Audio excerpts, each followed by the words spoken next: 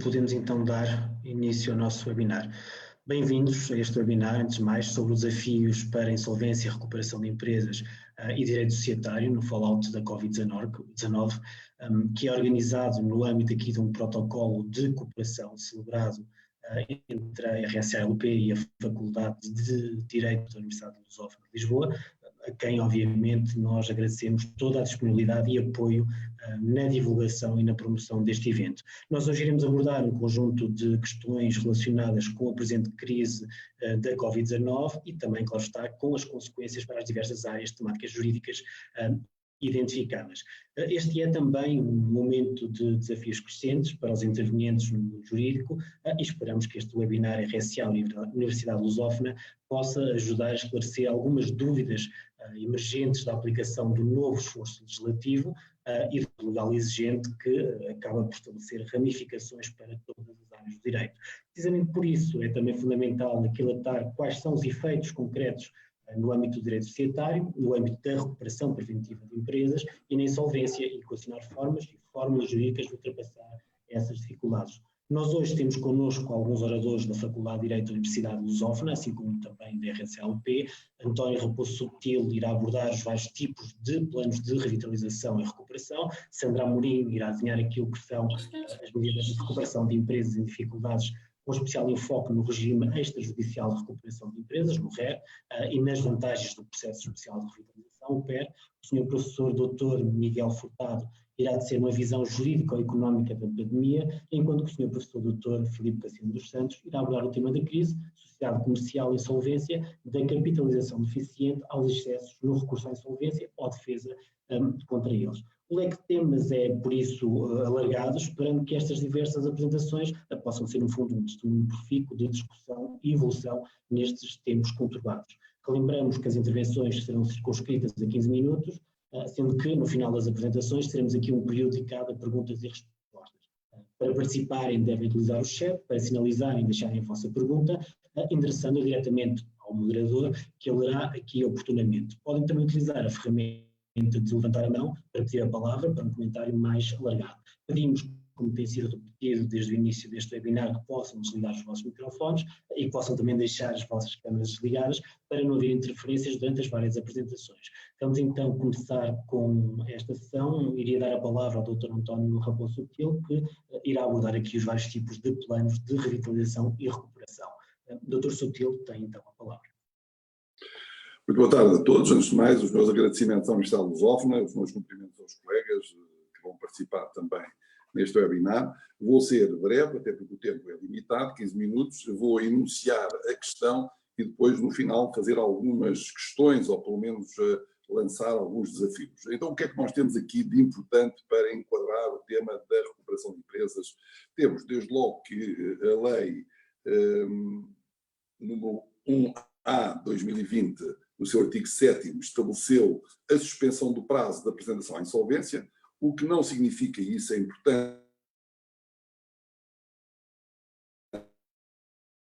estão pendentes estejam suspensos, nem que outros prazos que estão previstos no Código das Insolvências não tenham o seu curso normal. O que quer dizer que, embora exista uma obrigação no prazo de 30 dias de qualquer dos responsáveis da empresa apresentar a mesma à insolvência quando tem conhecimento da situação de insolvência, existe o número 3 que está no diapositivo, que refere que se presume de forma inelidível o conhecimento da situação de insolvência quando deixar de cumprir, a empresa deixar de cumprir de forma generalizada algumas das suas obrigações, nomeadamente os impostos, os pagamentos da Segurança Social, a trabalhadores, rendas de locação de estabelecimentos, empréstimos que estejam garantidos por hipoteca das instalações. Ou seja, nestas situações, presume-se de forma inelidível que existe uma situação de insolvência.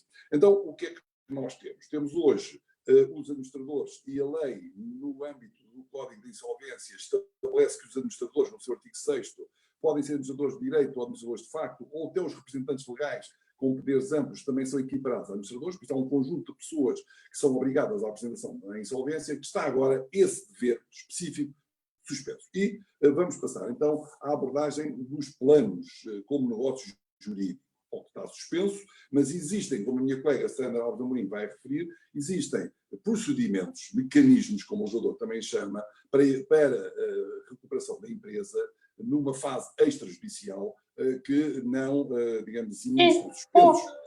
Pelo contrário, diria mesmo que se o prazo da apresentação à insolvência está suspenso, numa situação de insolvência iminente, a empresa, os seus administradores, devem recorrer, devem socorrer-se daquilo que é extrajudicial, nomeadamente o plano especial de recuperação de empresa que vai ser mencionado de terreno. Mas vamos então ver o que é que está à volta de um plano ou os ingredientes de um plano como negócio jurídico. Nós temos vários planos e vários acordos. Temos o acordo de estruturação de créditos, que são, mais à frente passo a apresentar os conceitos, que são negócios jurídicos celebrados entre devedores e credores, decorrentes do procedimento negocial, que não têm recurso a entidades públicas ou aos tribunais e que visam alterar um contrato, visam modificar um conjunto de contratos de acordo com a vontade expressa do devedor e dos seus credores, porque podem envolver vários credores, tendente à recuperação de empresa. Depois temos o acordo que é celebrado no âmbito do tal regime extrajudicial de recuperação de empresas, que já é um acordo na base de uma negociação, mas em que têm que participar no mínimo 15% dos credores não subordinados para efeitos de acompanhar a devedora numa aproximação a uma solução de recuperação.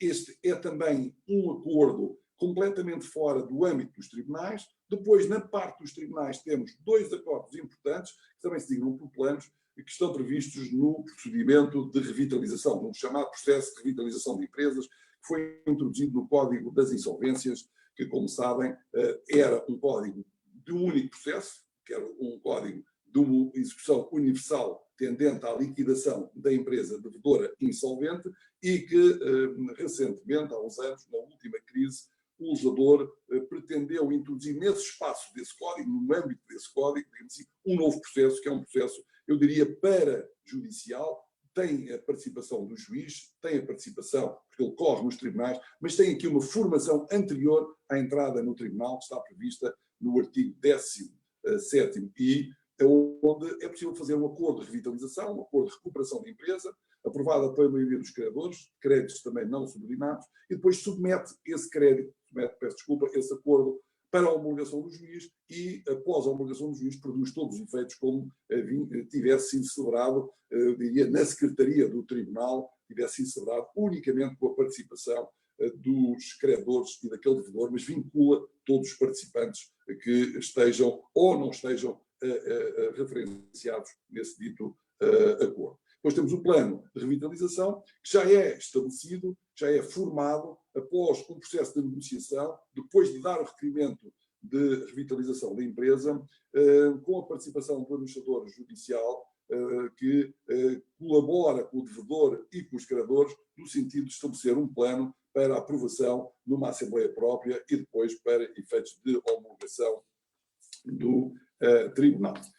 Num segundo nível, já no âmbito do processo de insolvência, nós temos planos que estão relacionados com a extinção do devedor e sem a extinção do devedor. Como sabem, apresentada a empresa à insolvência, a mesma é declarada, quando naturalmente estão reunidos os pressupostos, e a declaração de insolvência produz efeitos nos contratos, nas relações jurídicas, com os trabalhadores, enfim, tudo isso está previsto no Código, e depois há uma tentativa, os credores podem juntar-se para ter dois caminhos possíveis. Um, liquidar a massa insolvente e distribuir pelos credores, de acordo com os créditos e sua qualificação, montantes e sua qualificação, o proveito dessa liquidação, ou repor a empresa, o devedor, a empresa devedora, na atividade, no mercado, através da aprovação de um plano que tem que respeitar determinadas condições. Existe também uma situação particular prevista no artigo 1099, muito interessante, mas que normalmente não tem sido utilizada, que é a possibilidade de se estabelecer um acordo específico para atribuir e integrar algum estabelecimento ou alguns estabelecimentos numa nova entidade, numa nova sociedade, uma nova entidade jurídica que é criada pelos credores no âmbito desse processo de insolvência para poder desenvolver a atividade nesse estabelecimento, levando consigo trabalhadores, equipamentos, o que se entender que é apto a fazer renascer uma parte da atividade produtiva da empresa já declarada insolvente. Então, nós temos aqui a primeira interrogação. Quais os limites à intervenção dos credores? Ou seja, os credores, quando estão a formar este negócio jurídico atípico, dependendo das fases que estamos aqui a considerar, dado que, se estivermos perante uma reestruturação de créditos, é naturalmente um negócio jurídico, eu diria, puro, porque é um negócio sobre outro negócio, é a alteração de um contrato mútuo, é a alteração de um empréstimo bancário, de uma conta corrente que tem que ser alterada para um outro tipo de operação financeira, de curto ou médio prazo, mas não com aquele formato jurídico, o pagamento de uma dívida, com uma dação em pagamento, o que seja. Por isso, na reestruturação de créditos, nós temos um negócio jurídico, como nós o entendemos, e sediamos no Código Civil, mas depois, quando entramos já, quer no RER, quer no PER, quer no processo de insolvência, nós aí começamos a ter outros participantes e outras normas que queremos considerar. Por isso, naquela reestruturação de créditos, nós temos a reestruturação financeira, melhor assim dito, nós temos os princípios gerais de direito, que aí estão mencionados, a boa-fé, o consensualismo, a igualdade, o equilíbrio das prestações, tudo isto é formatado nos interesses, na vontade cruzada entre o devedor e os credores, ou o credor. Depois temos, se já estamos no ambiente do Código de Insolvência, que atender, e também no RER, temos que atender aos créditos e privilégios do Estado, que são direitos indisponíveis, quando se faz um acordo com o Estado, quer para pagamento de prestações de impostos ou de responsabilidades na segurança social. Temos os créditos laborais, as posições jurídicas que são atribuídas por lei aos trabalhadores, que também têm que ser considerados nesses acordos de forma particular. Temos um princípio fundamental do plano, que como vamos ver de seguida, se tem que aplicar e que se deve respeitar no domínio de todos os acordos e planos no âmbito do processo de revitalização e do processo de insolvência, que é a igualdade de credores, sem prejuízo, como diz a lei no artigo 1094, da diferenciação ou de diferenciações justificadas por razões objetivas. Por isso, é o tal exemplo que se a EDP, que tem um crédito sobre uma empresa, que tem uma fábrica, não for tratada de forma mais favorável, será que ela vota a favor do plano? Se não votar, então a empresa cai na insolvência. É possível tratar de forma diferente, de forma mais favorável este credor, dado que a sua importância no funcionamento da empresa, no relançamento do negócio é vital. Enfim, todas essas questões são apreciadas e depois submetidas ao crivo do tribunal, leia-se do juiz, e temos normas imperativas para a aprovação de planos que têm como espaço normativo, limitativo, o Código de Insolvência. A formação das maiorias, regras de legitimidade, enfim, a proibição da prática de atos de especial relevo quando estamos num processo negocial ao abrigo destes regimes, começa logo, como vão ver de seguida, com o regime extrajudicial de recuperação de empresa, de ITRER. Aí também tem que a empresa devedora deixar de praticar atos de especial relevo e, por isso, vamos ter aqui um conjunto de limitações à formação desse negócio jurídico. Mas esse negócio jurídico, que muitas, enfim, eu diria, a doutrina, a jurisprudência não se tem pronunciado muito sobre isso, diz que as teorias contratualistas, porque no Brasil este assunto tem sido mais tratado, mais desenvolvido, e a doutrina brasileira entende que há nos planos um negócio contratual processual, ou seja, é um misto de um acordo que se faz onde o tribunal ajuda na sua formatação, na sua supervisão e na avaliação prévia de eventuais vícios que esse negócio possa ter, que é purgado pela homologação, pela sentença judicial. Nós aqui não temos tido esse desenvolvimento, mas para aqueles que dizem que há um negócio jurídico atípico, na medida em que ele é formado, esse negócio, esse plano, esse acordo é formado pela vontade de devedores e credores, mas que incide sobre outros negócios anteriores, quer seja um contrato de financiamento, um contrato de fornecimento de mercadorias, o que seja, nós temos aí que verificar, e agora vou passar aqui ao diapositivo número 8, temos que passar digamos assim, a identificar quais são os elementos que, é o anterior diapositivo, quais são os elementos que nós temos nesse acordo. Desde logo temos os créditos, temos os credores, as formas de pagamento desses créditos, eventuais perdões, moratórias, diferimento de prestações, pagamentos parciais, temos isso tudo, e depois pergunta-se, então, se eu firmei isso tudo num documento que chamo um negócio jurídico, por vezes complexo, porque envolve vários credores com perfis diferentes, um credor financeiro que é um banco, um credor que é um fornecedor, um credor comum que teve uma relação pontual com o devedor. Se eu tenho isso tudo, como é que eu vou viabilizar, como é que eu vou conseguir forçar o cumprimento desse acordo se existirem limitações, quer do devedor, ou até exigências indevidas por parte dos credores. E a questão que se coloca é, se eu tenho um contrato jurídico, um contrato, enfim, dito típico, submetido ao regime do Código Civil, e eu sei que no incumprimento, quais são os seus efeitos, a resolução do contrato, a indenização, ou mesmo nas situações que vou no final também referir, as situações em que não há um incumprimento, mas há um não cumprimento, ou seja, há uma impossibilidade de cumprimento, ou há uma alteração da base do negócio que me leva a poder modificar ou resolver esse negócio, como hoje se tem falado na crise contratual pós-Covid-19. Se isso existe, como é que eu, e agora no diapositivo seguinte, faço aqui enfim, a comparação, como é que eu posso impor o cumprimento de um acordo de reestruturação financeira? Esse é simples. No acordo de reestruturação financeira tenho um contrato, como tinha antes um contrato que foi renovado, o tal dito mútuo, ou a tal locação financeira que alterei no plano prestacional, aí vou para o tribunal, imponho o cumprimento do contrato e vamos ver também se posso pedir a alteração ou a modificação do contrato em função destas circunstâncias novas que surgiram após esta grave crise, não só de saúde, como também económica. E no caso do RER?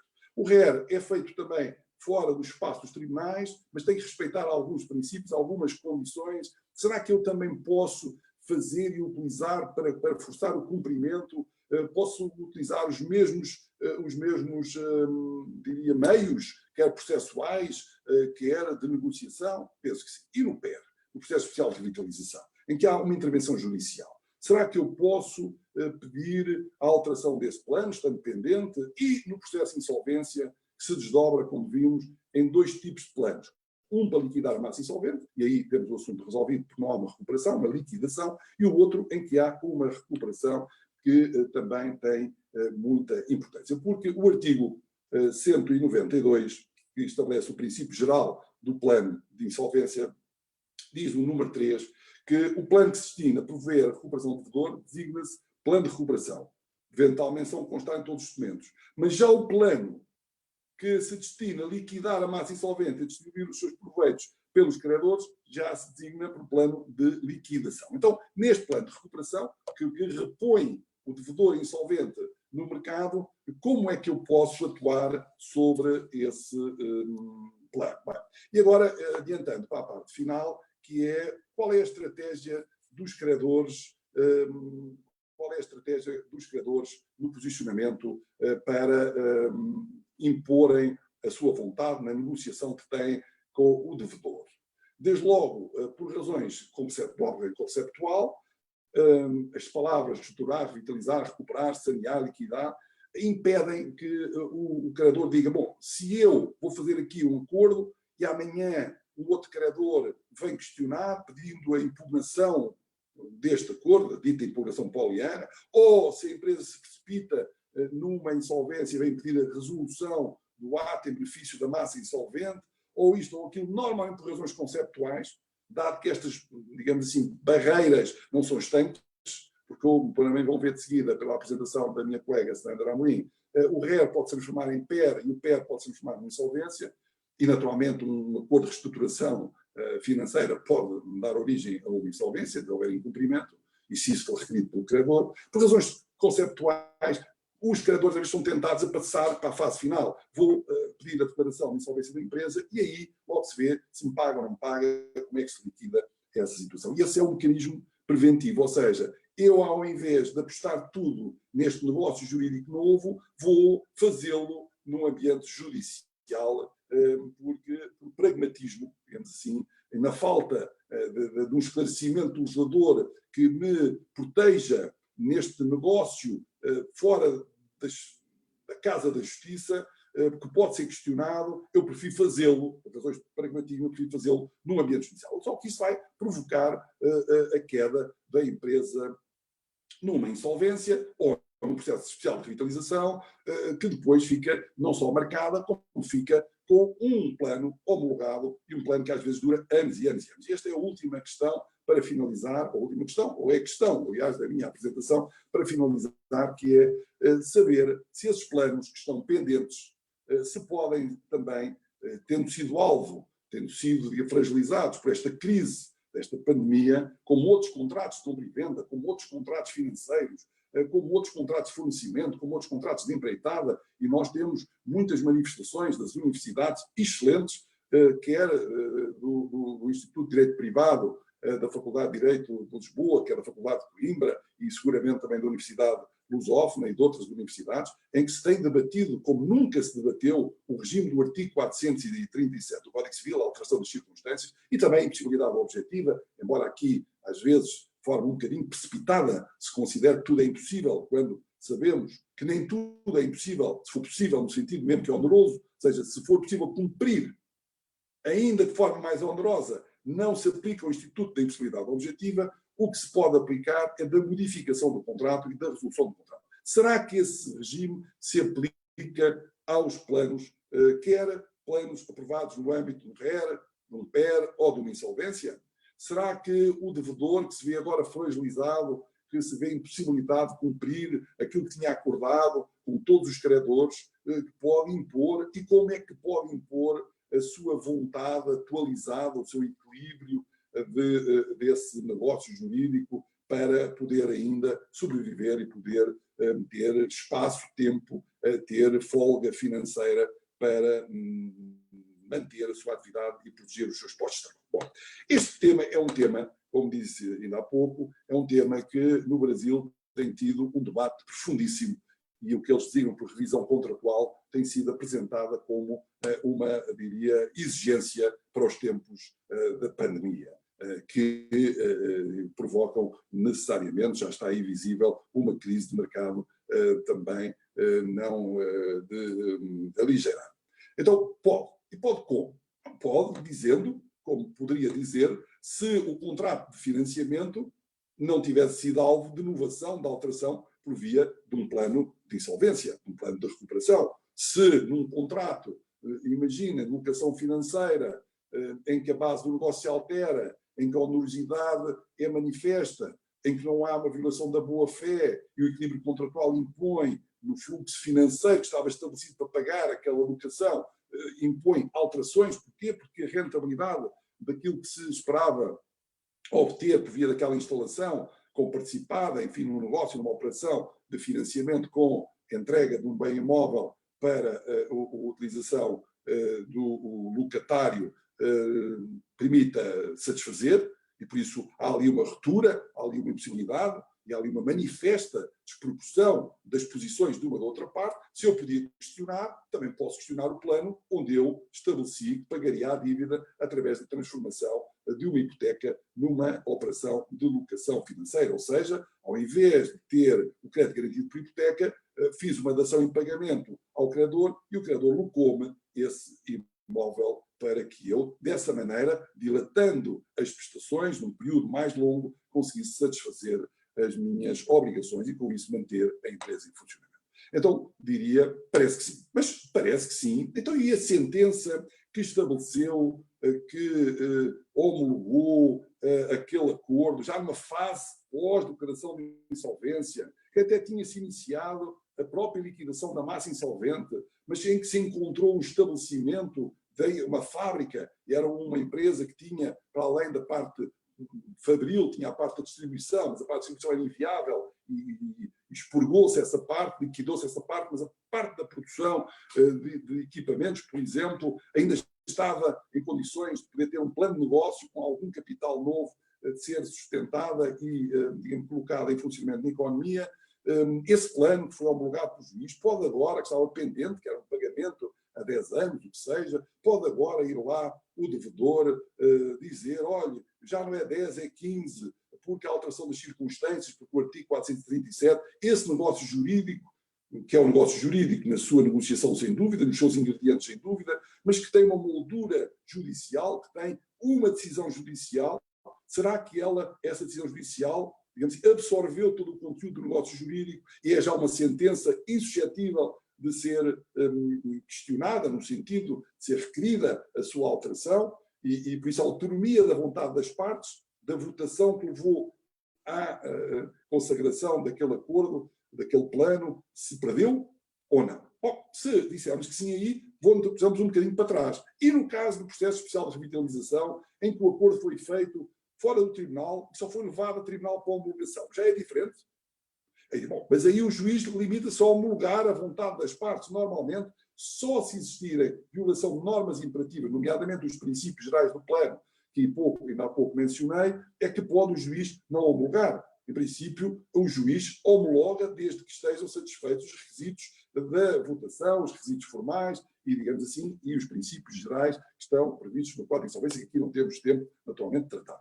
E aí, bom, aí parece que sim, não há bem uma sentença, uma homologação, a negociação foi toda fora do tribunal, só se foi apresentar a tribunal para a homologação. E o plano, que já é feito com a negociação, com reclamação de créditos, no âmbito do processo especial de revitalização, com uma graduação ainda provisória desses créditos, para efeitos da votação do plano, aí já uma intervenção mais do juiz, do tribunal, esse aí já não poderia ficar a dúvida. Então, o que nós temos aqui é uma dúvida, é um facto, mas temos ingredientes suficientes para defender que os mecanismos de alteração das circunstâncias previstos no 477 podem, em circunstâncias muito particulares, ser aplicados aos planos que estão pendentes de cumprimento e em que a empresa, em dificuldades, tem razões suficientes, fruto desta pandemia, desta crise económica, para pedir a sua alteração por força das circunstâncias que ela não controlou e de todo eram imprevisíveis. Obrigado, agora fico à disposição, naturalmente, para as perguntas que entenderem no final fazer.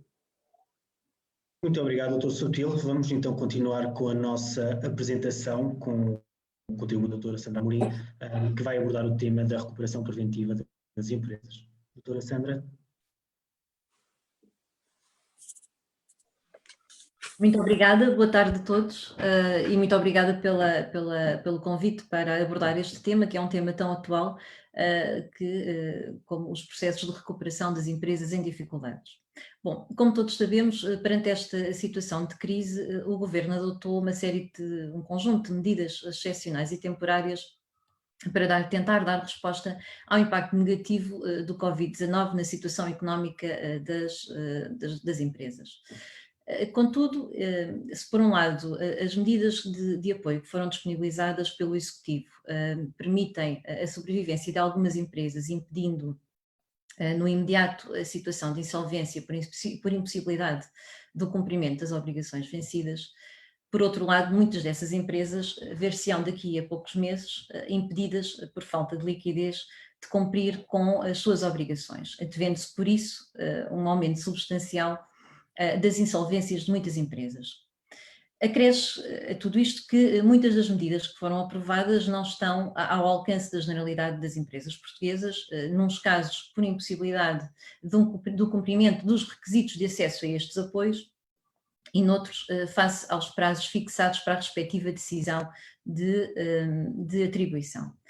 Ora, neste contexto, de facto, os mecanismos de reestruturação empresarial já existentes, como é o caso do Processo Especial de Revitalização, o PER, e do Regime Extrajudicial de Recuperação de Empresas, designado RER, ganham, no nosso entendimento, uma relevância acrescida e surgem efetivamente como uma solução, ou talvez a solução mais adequada para algumas empresas.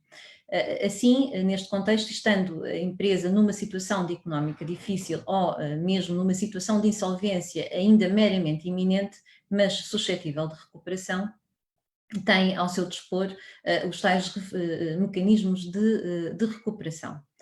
Entrando aqui nas linhas gerais do que é o regime extrajudicial de recuperação, o RER dizer que este é um mecanismo de reestruturação que permite às empresas que estas negociem com os seus credores com o propósito de celebrar um acordo de reestruturação empresarial com vista à sua viabilização e manutenção em atividade. O RER pode ser utilizado por entidades devedoras que estejam em situação económica difícil ou em situação de insolvência iminente, com exceção das pessoas singulares que não sejam titulares de empresas. É um procedimento de natureza extrajudicial, uma vez que não corre junto do tribunal e tem uma natureza eminentemente voluntária, uma vez que as partes são livres de se sujeitar ao mesmo e apenas aderem os credores que tenham demonstrado efetiva vontade de encetar negociações e de firmar um acordo de reestruturação com a empresa devedora, sendo que apenas estes ficam vinculados ao acordo que vier a ser alcançado. A participação nas negociações e no acordo de reestruturação é livre, contudo, a lei contempla algumas exceções, designadamente quanto a determinados credores.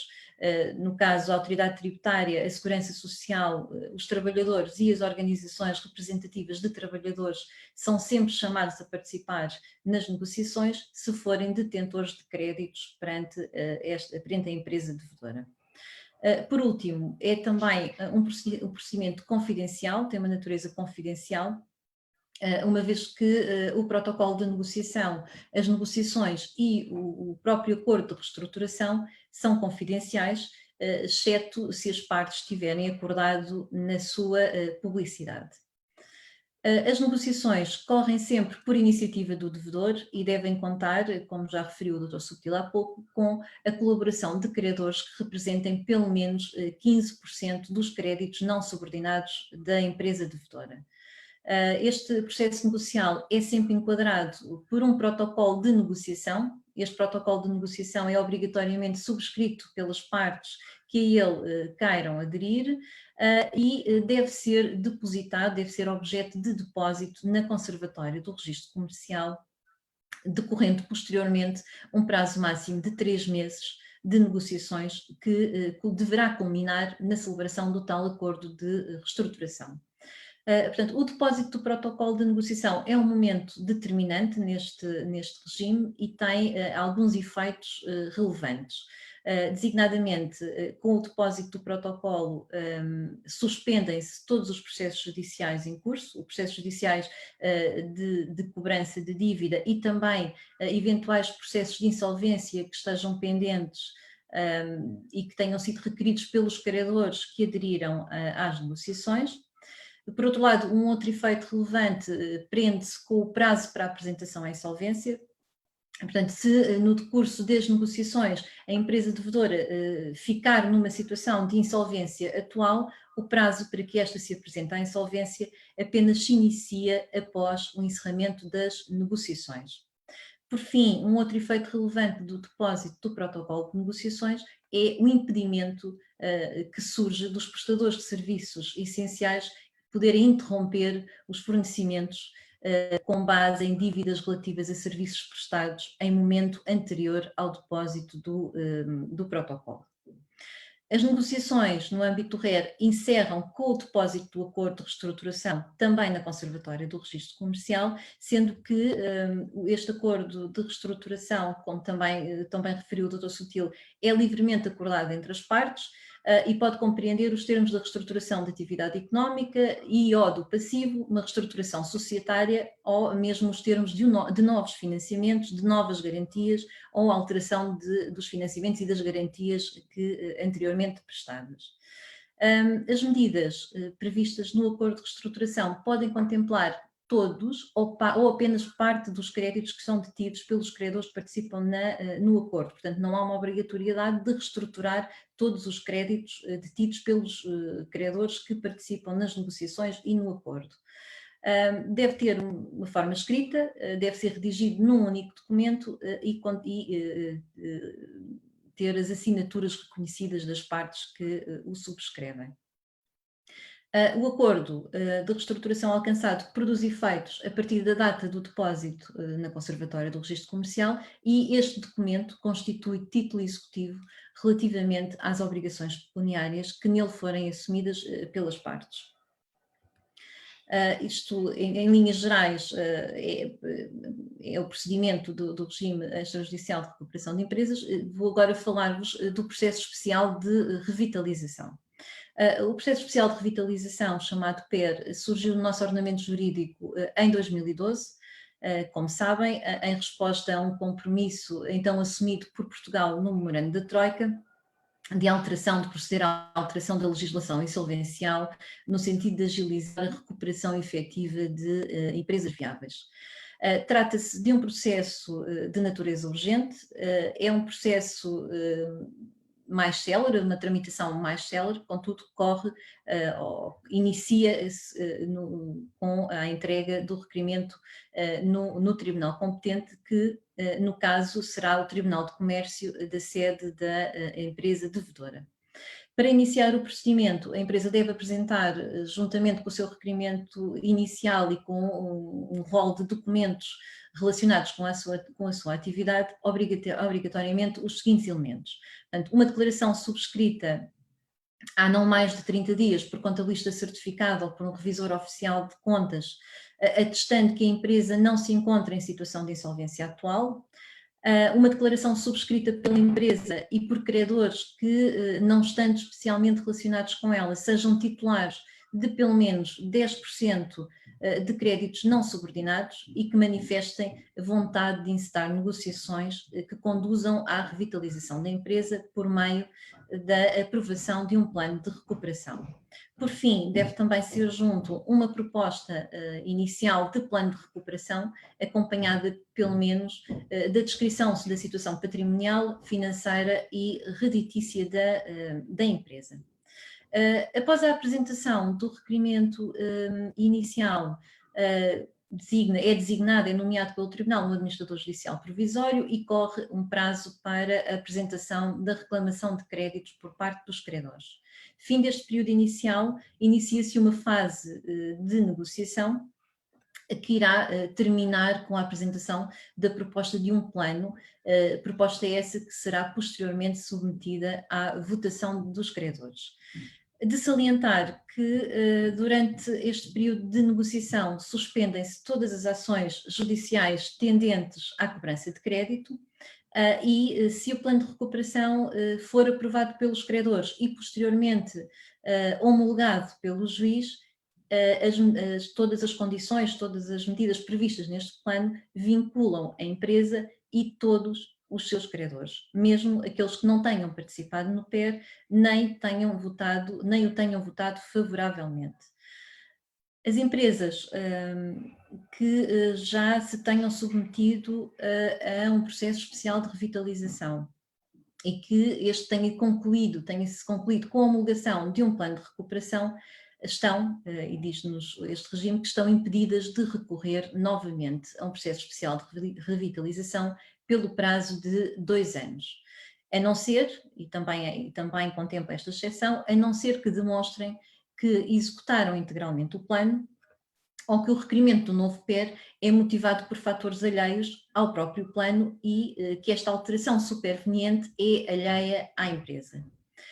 Bom, como bem dizia há pouco o Dr. Sutil, são circunstâncias, todas estas circunstâncias são supervenientes e entendemos que efetivamente nenhum plano de recuperação poderia ter antecipado o colapso de atividade que foi provocado pelo Covid-19 e que, portanto, que as advenientes dificuldades económicas não são ou não poderão ser imputáveis às empresas.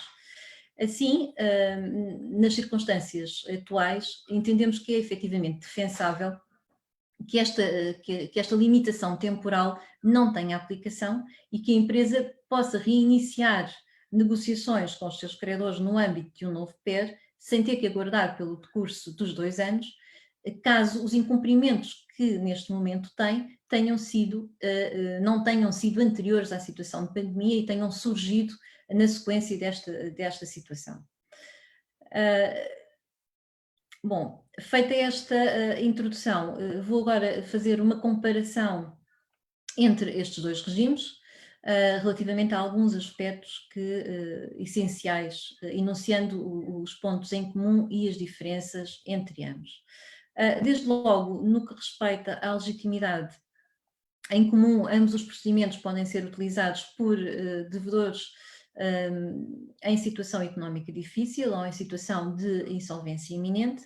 No caso do PER, é um mecanismo que pode ser utilizado por qualquer empresa, No caso do RER, apenas pode ser requerido pelos devedores que estão mencionados no artigo 2º, número 1 do CIR, com exceção das pessoas singulares, que não sejam titulares de empresas, e das pessoas coletivas que se encontram designadas, mencionadas no artigo 2º, número 2 do CIR, e que são pessoas coletivas públicas, entidades públicas empresariais, as empresas de seguros, as instituições de créditos, as sociedades financeiras, as empresas de investimento que prestem serviços que impliquem a detenção de fundos ou de valores mobiliários de terceiros e os organismos de investimento coletivo. No que respeita ao impulso, à iniciativa do procedimento, ambos resultam da vontade conjunta do devedor e de credores titulares de créditos não subordinados. No caso do PER, a empresa deve fazer-se acompanhar de credores titulares de pelo menos 10% dos créditos não subordinados, sendo que no RER há aqui uma exigência maior quanto à percentagem, portanto exige representação de créditos de pelo menos 15% do passivo do devedor que seja considerado não subordinado. Quanto à natureza do processo, ambos partem da declaração de vontade do devedor e de uma maioria de credores. Como vimos há pouco, o PER é apresentado no tribunal, tem uma tramitação junto do tribunal, apesar de as negociações serem todas extrajudiciais. No caso do RER, o protocolo de negociação para sujeição do devedor a RER é apresentado na Conservatória do Registro Comercial, através de um processo especial de depósito de RER e não tem qualquer tramitação judicial. Quanto ao prazo de negociações, aqui há uma similitude entre os dois regimes, portanto, ambos estão sujeitos ao prazo de 3 meses para negociações. No caso do PER, de um prazo inicial de 2 meses, que pode ser prorrogado por mais um mês, no máximo. No RER, o prazo de negociações será aquele que estiver previsto no protocolo de negociações e pode ser prorrogado até ao prazo máximo de 3 meses. Quanto à prática de atos de especial relevo, a administração durante o período das negociações, ambos os procedimentos proíbem o devedor da prática de atos de especial relevo durante o período de negociações. Contudo, no PER, a prática destes atos pode verificar-se se previamente autorizada pelo administrador judicial provisório.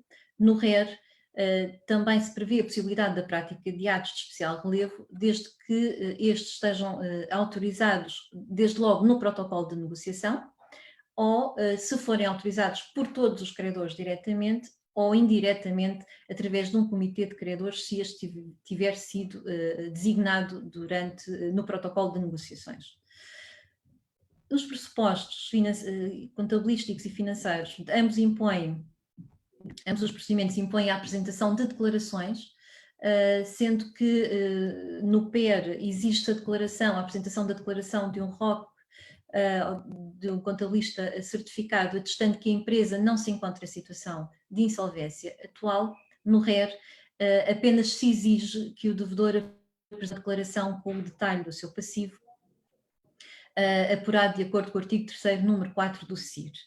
Não obstante, durante o período de negociações, o RER exige a apresentação de um diagnóstico económico-financeiro do devedor que permita aos credores conhecer os pressupostos nos quais pode basear-se o acordo de reestruturação. Dos efeitos dos acordos alcançados relativamente aos seus credores, como vimos há pouco, o PER vincula todos os credores, mesmo aqueles que não tenham participado nas negociações ou que não tenham aprovado o plano de recuperação, enquanto que no RER os direitos de crédito e as garantias dos credores só podem ser afetados desde que os respectivos titulares sejam parte do acordo de reestruturação. O efeito de suspensão das ações executivas, o chamado efeito standstill, ambos os regimes prevêem a suspensão dos processos de insolvência instaurados contra o devedor, caso a insolvência não tenha ainda sido declarada, e das ações para cobrança de dívida pendentes contra o mesmo.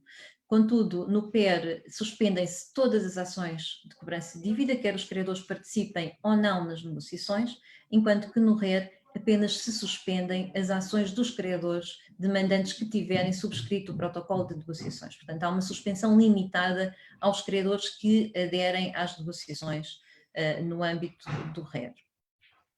O conteúdo do acordo que vier a ser alcançado no PER deve respeitar as regras que são aplicáveis ao plano de insolvência, enquanto que no RER o seu conteúdo é livremente fixado pelas partes, não havendo esta limitação àquilo que são os princípios do plano de insolvência, como acontece no PER.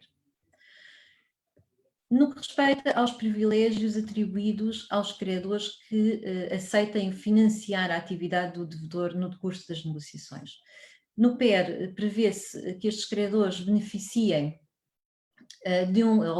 possam gozar de um privilégio creditório imobiliário geral graduado antes do privilégio creditório imobiliário geral concedido aos trabalhadores, caso a empresa venha posteriormente a ficar numa situação de insolvência.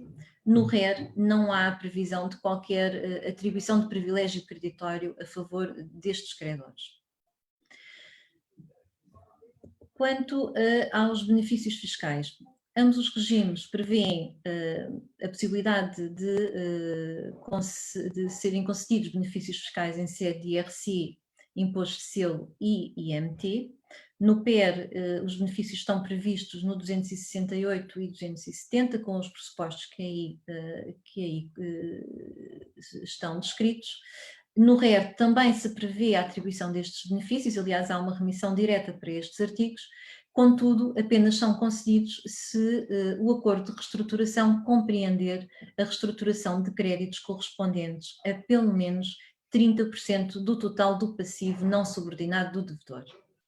Apesar desta limitação, a autoridade tributária pode, a requerimento de alguma das partes, as subscritoras do acordo de reestruturação, aceitar que aqueles benefícios, aceitar a concessão daqueles benefícios, ainda que não esteja abrangida a percentagem dos 30% do passivo da empresa. Por fim, quanto à possibilidade, à suscetibilidade de resolução em benefício da massa de atos de negócios celebrados em cumprimento do previsto no acordo de reestruturação, temos que no PER existe a previsão dessa insuscetibilidade, a única condição é que a finalidade desse negócio tenha sido prover o devedor de meios de financiamento suficientes para viabilizar a sua recuperação, enquanto que no RER apenas se prevê esta insuscetibilidade, mais uma vez, se o acordo abranger 30% do passivo do devedor. Sendo que prevê ainda que esta insuscetibilidade de resolução de atos em benefício da massa possa cessar se verificar que o financiamento foi utilizado pelo devedor em benefício da respectiva entidade financeira ou de entidades que com esta estava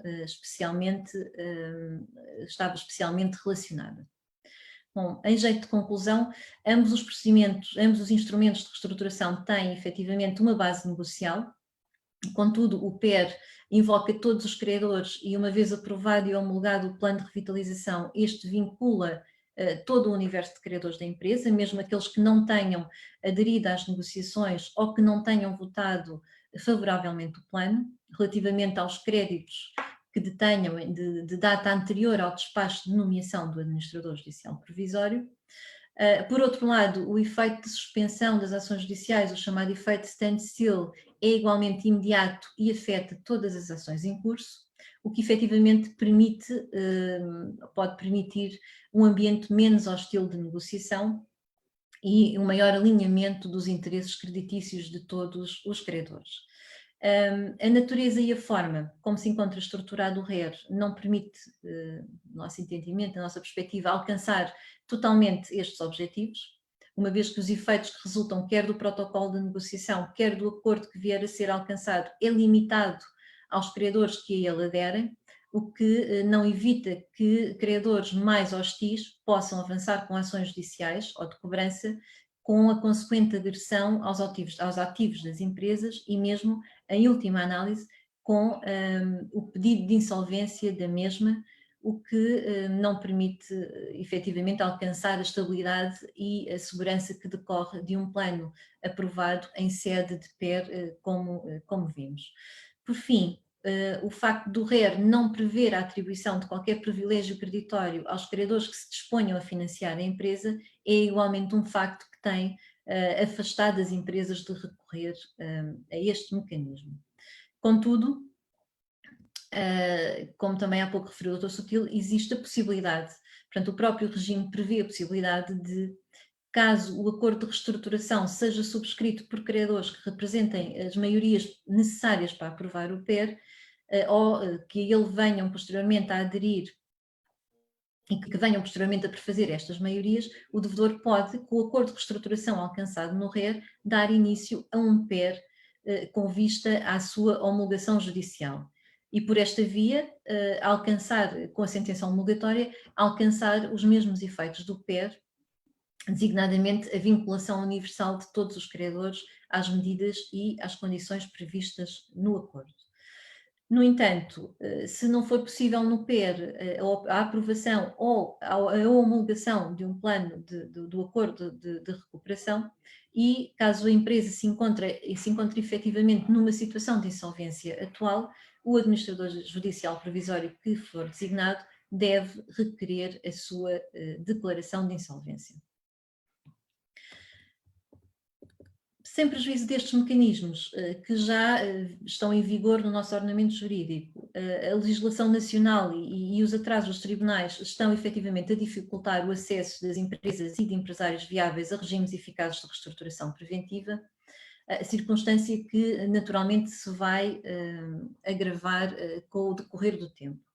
Assim, e apenas para terminar, gostaria de dar nota de que em 20 de junho de 2019 foi aprovada uma diretiva comunitária, a Diretiva 2019-1023 do Parlamento Europeu e do Conselho, que tem como principal objetivo permitir que os devedores se reestruturem numa fase precoce e evitem a insolvência, limitando desta forma a liquidação desnecessária de empresas viáveis e a consequente perda de postos de trabalho e de conhecimentos especializados.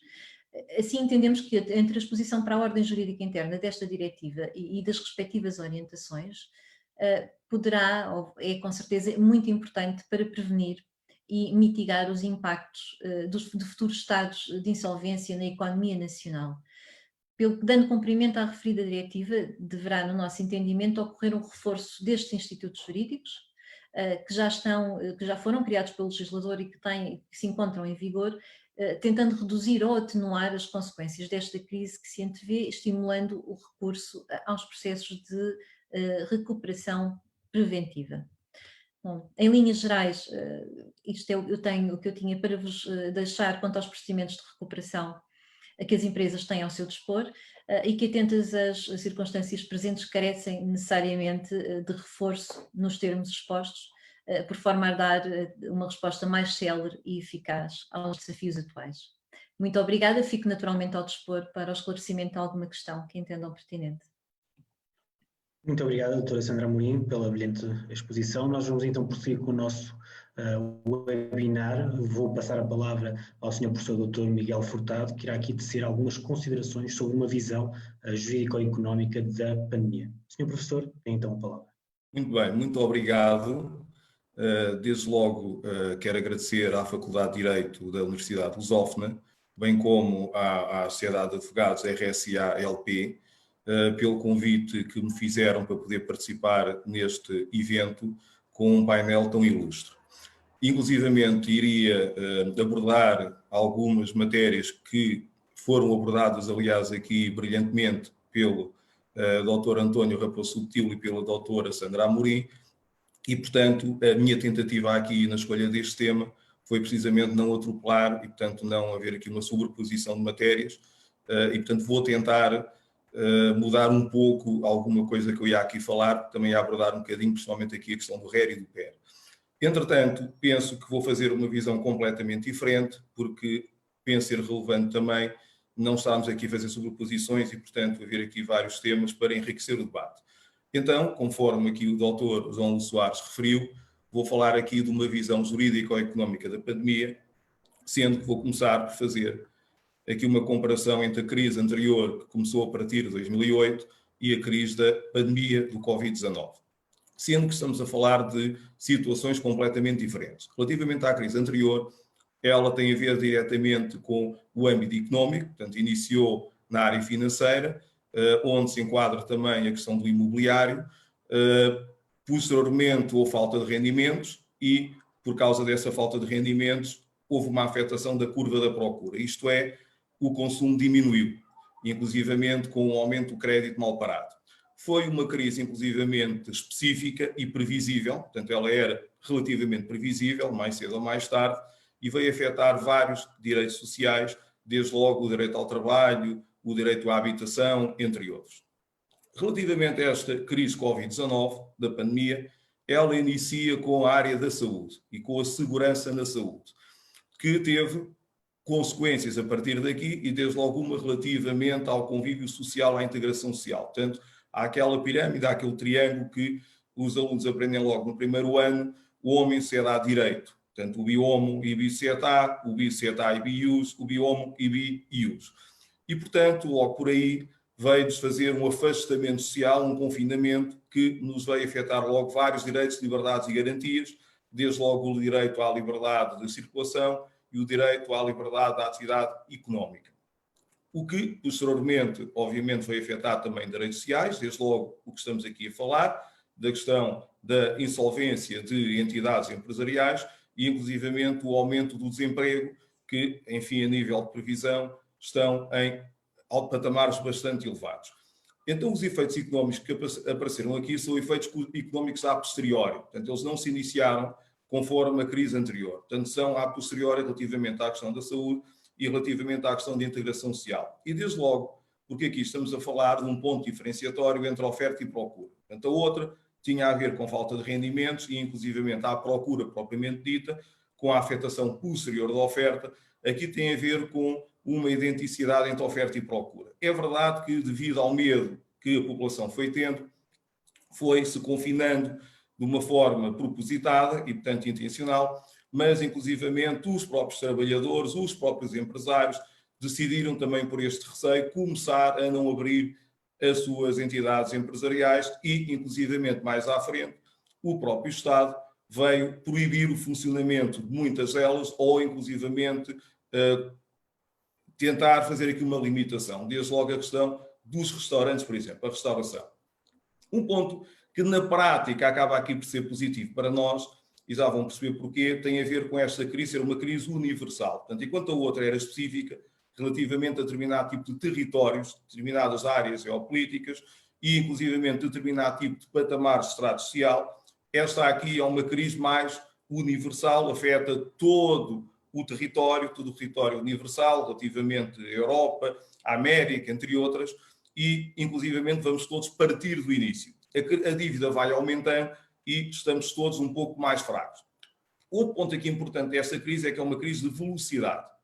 E outro ponto logo aqui importante na recuperação das entidades empresariais é este problema de tomar medidas com alguma rapidez, porque provavelmente muitas dessas entidades não conseguirão recuperar, já será muito tarde. Outro ponto aqui importante é uma crise de imprevisibilidade, de incerteza. Portanto, nós não sabemos, não esperamos o que poderá acontecer a partir daqui, poderá haver uma segunda vaga, poderá acontecer uma terceira vaga, um pouco à semelhança da crise espanhola de há 100 anos atrás. Ora, o meu problema então aqui não parece ser inicialmente de direito comercial propriamente dito, mas sim de finanças públicas. Porquê? Porque o Estado tem que intervir logo primeiramente. Se estamos à espera, por isso simplesmente, da recuperação de empresas por parte dos criadores e das entidades empresariais, vai ser um pouco complicado. E, portanto, independentemente de termos uma visão mais liberal ou mais socialista, o Estado obrigatoriamente tem que intervir agora com celeridade, injetando liquidez. É o que tem tentado fazer com as medidas atuais.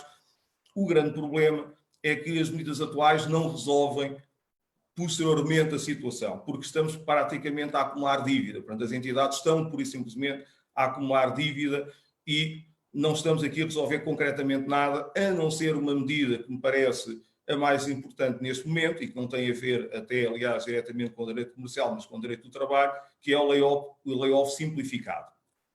Essa intervenção demorada ou não intervenção vai provocar precisamente este número exponencial e crescente de insolvências que vem provocar graves problemas de desemprego familiar, sociais, quer dos proprietários das próprias empresas, quer dos próprios trabalhadores. O problema aqui, que me parece mais relevante, tem a ver precisamente com as microempresas. Microempresas, pequenas empresas, médias empresas, como quiserem, mas principalmente as microempresas, que são mais de 95% do tecido português, que têm pouca ou nenhuma liquidez. Os setores mais afetados, basicamente, são três: turismo, restauração e comércio, mas aqueles mais afetados em concreto, até por causa da recuperação possível, que se antevê demorada, é precisamente o turismo e a restauração. No caso do turismo, por exemplo, está previsto entre 60% a 80% da diminuição das receitas. Relativamente à restauração, cerca de 8 em 10 restaurantes tiveram este mês faturação zero e 30% prevê-se que vão encerrar. São números bastante complicados, bastante graves. O Estado tem que intervir, é uma realidade, mas intervém como? Porque a intervenção do Estado português, pura e simplesmente, provoca obrigatoriamente um aumento brutal da despesa pública e uma diminuição brutal da receita pública. Temos a dívida constantemente a crescer, já estamos aqui numa previsão de valores entre 131 e 135 da dívida pública, e outro grande problema é que há falta de capacidade para a poder absorver. Então, o que é que o Estado pode fazer? Será atribuir moratórias, empréstimos, diferindo e acumulando a dívida nas empresas e das famílias. Resolve o problema neste momento, não resolve o problema no futuro. Outra possibilidade será o investimento público. Será que o Estado deve fazer investimento público? Ora, o investimento público demora tempo. E o investimento público não vai salvar de imediato as próprias entidades empresariais. Então, parece-me que o investimento público não é verdadeiramente a solução. O que está aqui não é verdadeiramente a solução. Entretanto, essas medidas de apoio vão obrigatoriamente provocar um de dois efeitos, ou eventualmente os dois. Desde logo o aumento da tributação, que já é muito elevada, ou inclusivamente o Estado português vai ter de solicitar empréstimos ao exterior, o que vai ainda incrementar mais a dívida. Então, na minha opinião, de onde deve partir logo a resolução do problema? Precisamente das finanças públicas europeias, e nomeadamente da União Europeia. Será que devemos ter aqui um novo plano de Marshall, que aconteceu na altura da recuperação da Europa? Ora, obviamente os Estados Unidos não irão agora participar verdadeiramente, até porque têm um problema muito maior do que nós, não é? Portanto, têm cerca de 1.300.000 infectados. Mas, obviamente, terá que o dinheiro vir de algum lado. E, portanto, chamem-lhe o que quiserem, eu dei-lhe aqui o nome do Plano de Reconstrução Económica Europeia Covid-19, que infelizmente está constantemente a ser adiado. Já deveria ter sido resolvido há muito tempo, tem-se resolvido aos poucos algumas situações, ainda essa sexta-feira foi aprovado onde já entrou 1.000 milhões de euros à volta disso em Portugal, mas não é suficiente. Desde logo é importante referir que 3/4 das trocas comerciais de Portugal são intra-europeias, sendo que na União Europeia 1/3 das trocas são com as duas grandes potências mundiais, e uma delas de onde proveio o problema dessa pandemia. Sendo que a União Europeia, quando foi criada, e se a União Europeia quer efetivamente sobreviver, e eu sou um defensor da União Europeia, é agora, porque se não resolve o problema nessa pandemia, não resolverá numa outra situação, tem a ver com a solidariedade entre territórios e a resolução de assimetrias. Assimetrias relacionadas com certos territórios mais afetados economicamente, onde se enquadra o território português, mas ao mesmo tempo setores em concreto, desde logo aqueles que referi há bocadinho, da restauração e do turismo. Então, a maneira de resolver o problema, basicamente, divide-se aqui em duas. Uma delas tem a ver com empréstimos, que a União Europeia terá que fazer ao Estado português, obviamente com um diminuto de juros a pagar, para ser possível, porque senão estamos a endividar o Estado português e, por sua vez, as empresas posteriormente, e fundamental haver aqui subsídios a fundo perdido. Portanto, é fundamental haver essas subvenções que se tem falado muito. E o ideal, obviamente, será um equilíbrio entre ambos, porque bem sabemos, começando logo pela Holanda, entre outras, a Áustria também, por exemplo, não há grande vontade de contribuir com esses subsídios. Logo, o ideal será um equilíbrio entre ambas as situações. Fala-se aqui, inclusivamente, da questão dos empréstimos perpétuos, portanto, fazer o pagamento e não pagar o capital, portanto, poderá também ser aqui uma outra solução, mas parece-me que aqui estamos a falar do mundo ideal, que também não parece que vá acontecer. E, portanto, deverá haver aqui um equilíbrio entre ambos, e os territórios mais ricos que obrigatoriamente querem manter também a sua qualidade de vida de exportações e importações, terão que tentar que a Europa recupere relativamente aos territórios mais pobres. Como o dinheiro deve entrar, na minha opinião, através das empresas.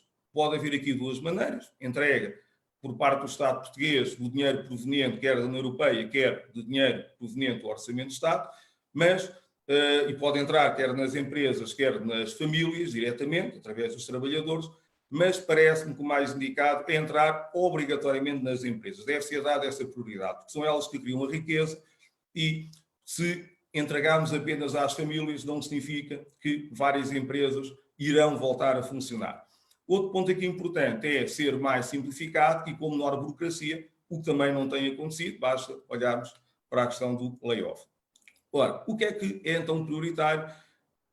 Tentar aqui que as micro e pequenas empresas verdadeiramente afetadas pela pandemia consigam sobreviver. O que é que eu quero dizer com isto? Tentar que as outras entidades que basicamente já se encontravam em falência e que nada têm a ver com a questão da pandemia, não parece que essas aqui diretamente devam ser apoiadas. E sim aquelas que, concretamente, foram afetadas por esta pandemia.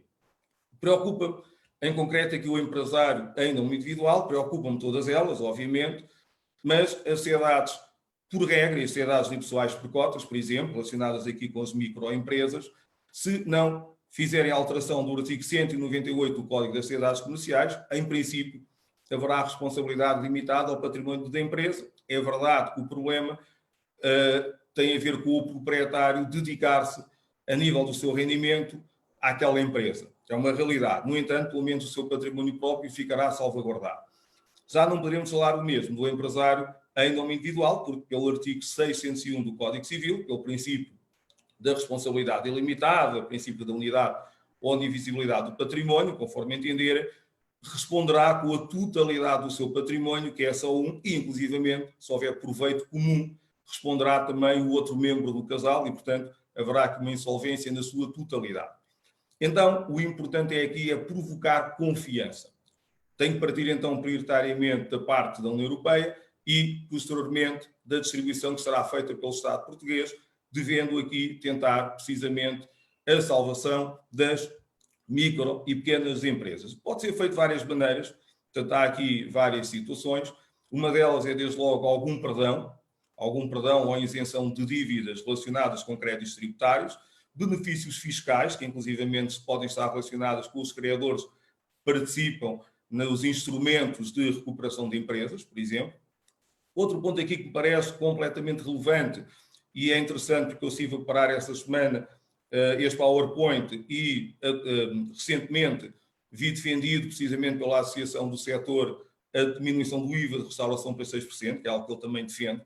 Parece-me que esses setores mais afetados, restauração e turismo, precisam ter obrigatoriamente determinado tipo de apoios, que não basta apenas ser injetar dinheiro. Outra questão que pode ser aqui colocada é o protecionismo moderado relativamente a determinadas economias, de onde normalmente há a possibilidade de vir em determinado tipo de surtos, como proteção da circulação dentro da União Europeia. Outro ponto importante que tem que também ser feito é um planeamento coordenado, bem definido, de um pacote de medidas relacionadas entre si. Portanto, não faz sentido o Estado. Obviamente percebemos aqui que há uma imprevisibilidade, percebemos que o surto pode ir aumentando com mais intensidade ou com menos intensidade, mas não podemos ter medidas avulso. Portanto, sai agora uma, depois está outra, a seguir sai outra, portanto deve haver um planeamento coordenado, o que parece que também não tem verdadeiramente acontecido. Relativamente aos credores propriamente ditos, entrando agora na questão dos credores. Ora, conforme eu referi há bocadinho, deve ser dada prioridade à recuperação de empresas afetadas comprovadamente pelo Covid-19. Levantam-se aqui vários problemas que os meus colegas anteriores já brilhantemente explicaram e, portanto, não vale a pena estar aqui outra vez a bater na mesma tecla, mas uma delas tem a ver com a questão do artigo 790 do Código Civil, concretamente a questão da impossibilidade não por causa do devedor, e portanto será que ele deve pagar os créditos ou não, por causa da questão do Covid-19, ou se há aqui uma alteração de circunstâncias, por exemplo. Não é? Portanto, aqui o que me parece relevante, quer por parte dos credores, quer por parte dos devedores, que é, aliás, essa a finalidade obrigacional, é o cumprimento da obrigação, e portanto o que importa aqui é encontrar medidas para que se verifique o cumprimento da obrigação. E é, desde logo, fundamental haver responsabilidade solidária com partilha de danos. E, portanto, os credores vão ter, se pretendem mais à frente continuar a receber os seus créditos, vão ter que tentar aqui beneficiar também os seus devedores. Outro ponto aqui importante tem a ver com a simplificação e flexibilização de procedimentos, e estão logo aqui os dois mais importantes, que a doutora Sandra Amorim explicou tão bem, o RER e o PER. Parece-me que o RER deve ser a primazia por uma questão, pura e simplesmente simbólica, portanto não tem intervenção do tribunal, e portanto, havendo aqui a ligação entre credores e devedores, mas, como ele pode ser convertido no PER, como alternativa, poderemos ter aqui o PER, até porque o PER, também como foi aqui explicado, é mais fácil de aplicabilidade relativamente a alguns requisitos. Portanto, o ponto aqui relevante é, efetivamente, quer por parte do legislador, quer por parte dos credores na tentativa de encontrar uma solução, a tendência de incremento de caráter preventivo. Relativamente à diretiva, também já aqui referida, 2019/2023, de 20 de junho, que depois foi publicada em 26. E tenho aqui várias situações, há várias, mas tenho aqui algumas, de possível flexibilização do próprio PER, ou do próprio RER, consoante a situação. Portanto, acrescentar a situação económica difícil iminente ou previsível a curto prazo, por forma a poder-se atuar logo relativamente a uma dessas ferramentas, a própria redução do peso relativo do credor, não é? Portanto, no RER temos os 15% dos créditos não subordinados e no PER temos os tais 10%, portanto, tentar aqui uma redução para ser mais fácil iniciar o plano, o alargamento da margem negocial do próprio Estado, nomeadamente aqui no aumento do pagamento de planos prestacionais, por exemplo. O outro caso, a questão aqui do reforço de privilégios por parte dos credores, que financia a atividade da empresa devedora, e, inclusivamente, aqui a possibilidade dos próprios titulares das entidades poderem ter aqui também benefícios. Outro caso aqui são os benefícios fiscais, que também poderemos acrescentar. Parece-me relevante aquela situação que não tem que ser colocada aqui, porque parece-me ser de fácil aplicabilidade, a questão dos 2 anos relativamente ao PER, porque temos aqui um caso de força maior e, portanto, pode perfeitamente, com a alteração do que se verificou, perfeitamente o PER ser negociado ou renegociado antes. Aqui possibilidades relativamente aos credores. Portanto, a maior parte delas acabam por se encontrar dentro das ferramentas jurídicas já aqui explicadas, mas que o perdão parcial do crédito parece-me fundamental, e eu estou a falar mais principalmente a nível das PMEs, portanto parece-me fundamental, a isenção ou diminuição dos juros a pagar, a carência e extensão razoáveis do pagamento de créditos, seremos obrigatoriamente que os aumentar e dar a um período de carência, parece-me que não há grande volta relativamente aqui a esta questão, e aqui outras situações que podem ser acrescentadas, e o importante aqui é tentar resolver a situação com alguma criatividade por parte dos credores e dos devedores. E outra possibilidade é oferecer, inclusive com promoções por parte dos credores ou devedores, determinado tipo de bens ou serviços, com limite mínimo de fornecimento, para os obrigar, inclusive, a adquirir aquele limite mínimo, e há aí depois um perdão parcial do crédito, por exemplo. A obrigatoriedade de aquisição também de bens às entidades credoras, portanto, aquelas que pretendam, no âmbito do RER ou do PER, aplicar aqui mais medidas, mais regalias de recuperação, poderem, inclusivamente, aqui ser beneficiadas. A própria divulgação do credor nas empresas devedoras, basicamente, isso significa o próprio devedor fazer publicidade ao credor, no caso da restauração, por exemplo. A própria participação posterior nos lucros das empresas devedoras por parte do credor. Flexibilidade de garantias, parece-me também fundamental que tal aconteça. Já falamos de financiar as empresas devedoras com o aumento de capital e terem depois algum retorno, no tal caso os privilégios creditórios que já foram falados aqui, e uma outra possibilidade que coloquei aqui para se meditar sobre ela, mas que para uma PME não parece assim tão relevante, porque acabava por a tornar prisioneira do próprio credor, nomeadamente a troca de crédito por participações sociais, por exemplo. Relativamente às empresas, também têm que ter algum trabalho de tentativa de resolução do seu problema, de recuperação. E, além do apoio que o Estado deverá dar, além da tentativa de um plano de recuperação com o próprio credor, as empresas, obviamente, vão ter que se adaptar a essa alteração da pandemia. E então temos aqui várias possibilidades que as empresas podem realizar.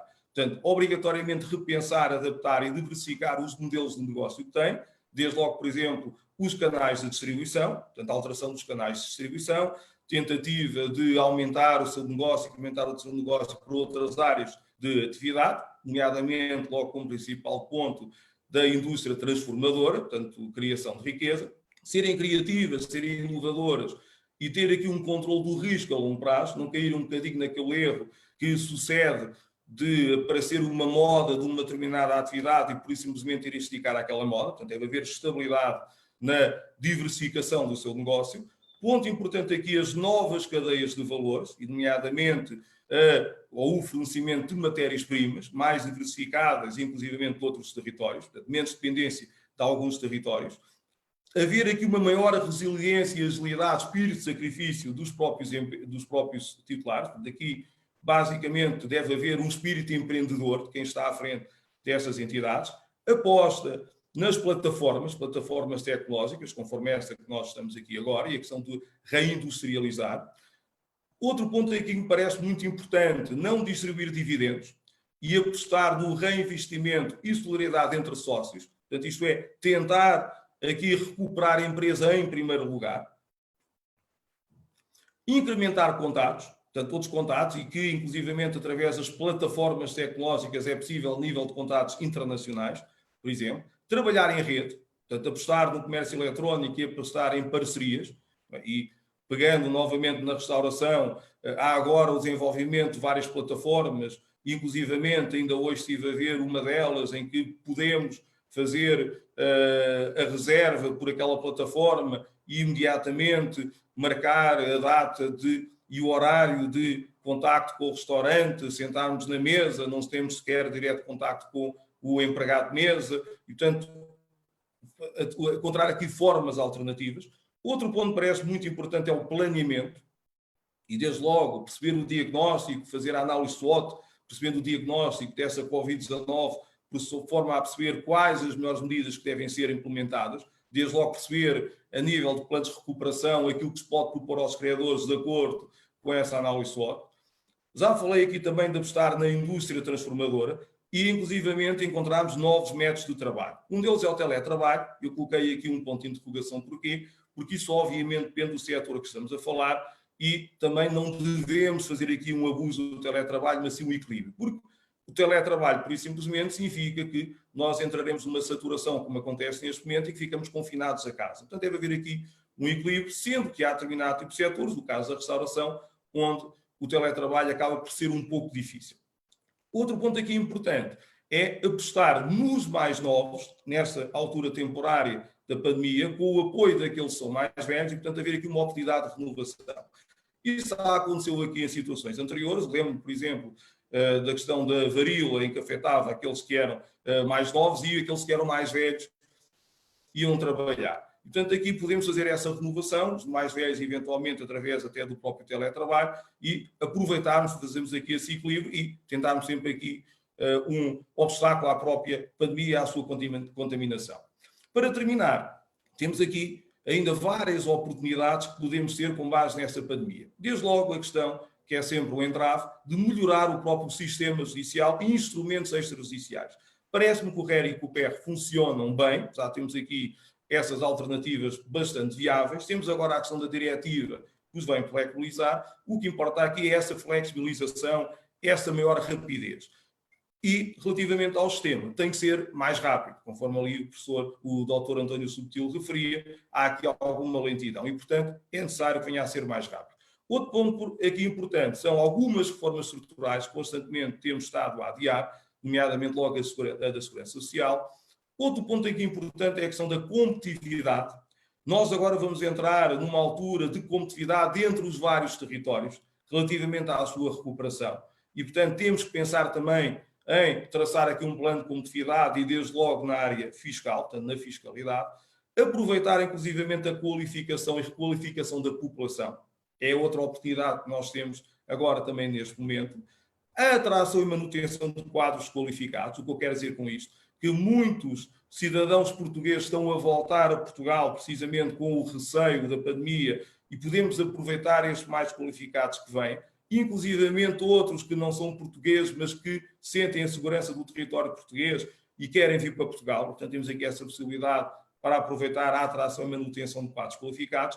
E, por fim, aqui outra oportunidade parece-me bastante relevante, apostar novamente no desenvolvimento ambiental sustentável, a denominada descarbonização. Não é? Portanto, vimos agora que ainda esta semana, em Lisboa, o ar foi considerado como excelente e isso só nos traz qualidade de vida. E, portanto, parece-me muito importante esse envolvimento, todo esse agrupamento, toda essa coordenação de um plano que permite ir aproveitando essas oportunidades que, na prática, aconteceram, infelizmente, com o aparecimento dessa pandemia, mas temos que aproveitar aquilo que é positivo e, resumindo e concluindo, parece-me então que o problema deve partir da União Europeia, deve continuar com o Estado português, com a colocação dessas várias medidas nas empresas em primeiro lugar. As empresas devem, com os seus criadores, tentar resolver, através de um plano de reestruturação, a sua sobrevivência e tentar não nos aproximarmos aqui da questão de insolvência. Obviamente haverá algumas que não conseguirão sobreviver, não é? Por vários motivos, desde logo porque não obedecem a determinado tipo de requisitos, mas é importante tentar manter a maioria delas e, inclusivamente, por fim, aproveitar as oportunidades que apareceram com esta pandemia. Muito obrigado. Muito obrigado, Sr. Professor, pela excelente intervenção. Vamos continuar em direção àquilo que é o último tema deste webinar. Dou a palavra ao Sr. Professor Dr. Filipe Cassiano dos Santos, que irá abordar o tema Crise, Sociedade Comercial e Insolvência, da capitalização deficiente aos excessos no recurso à insolvência ou à defesa contra eles. Sr. Professor, tem a palavra.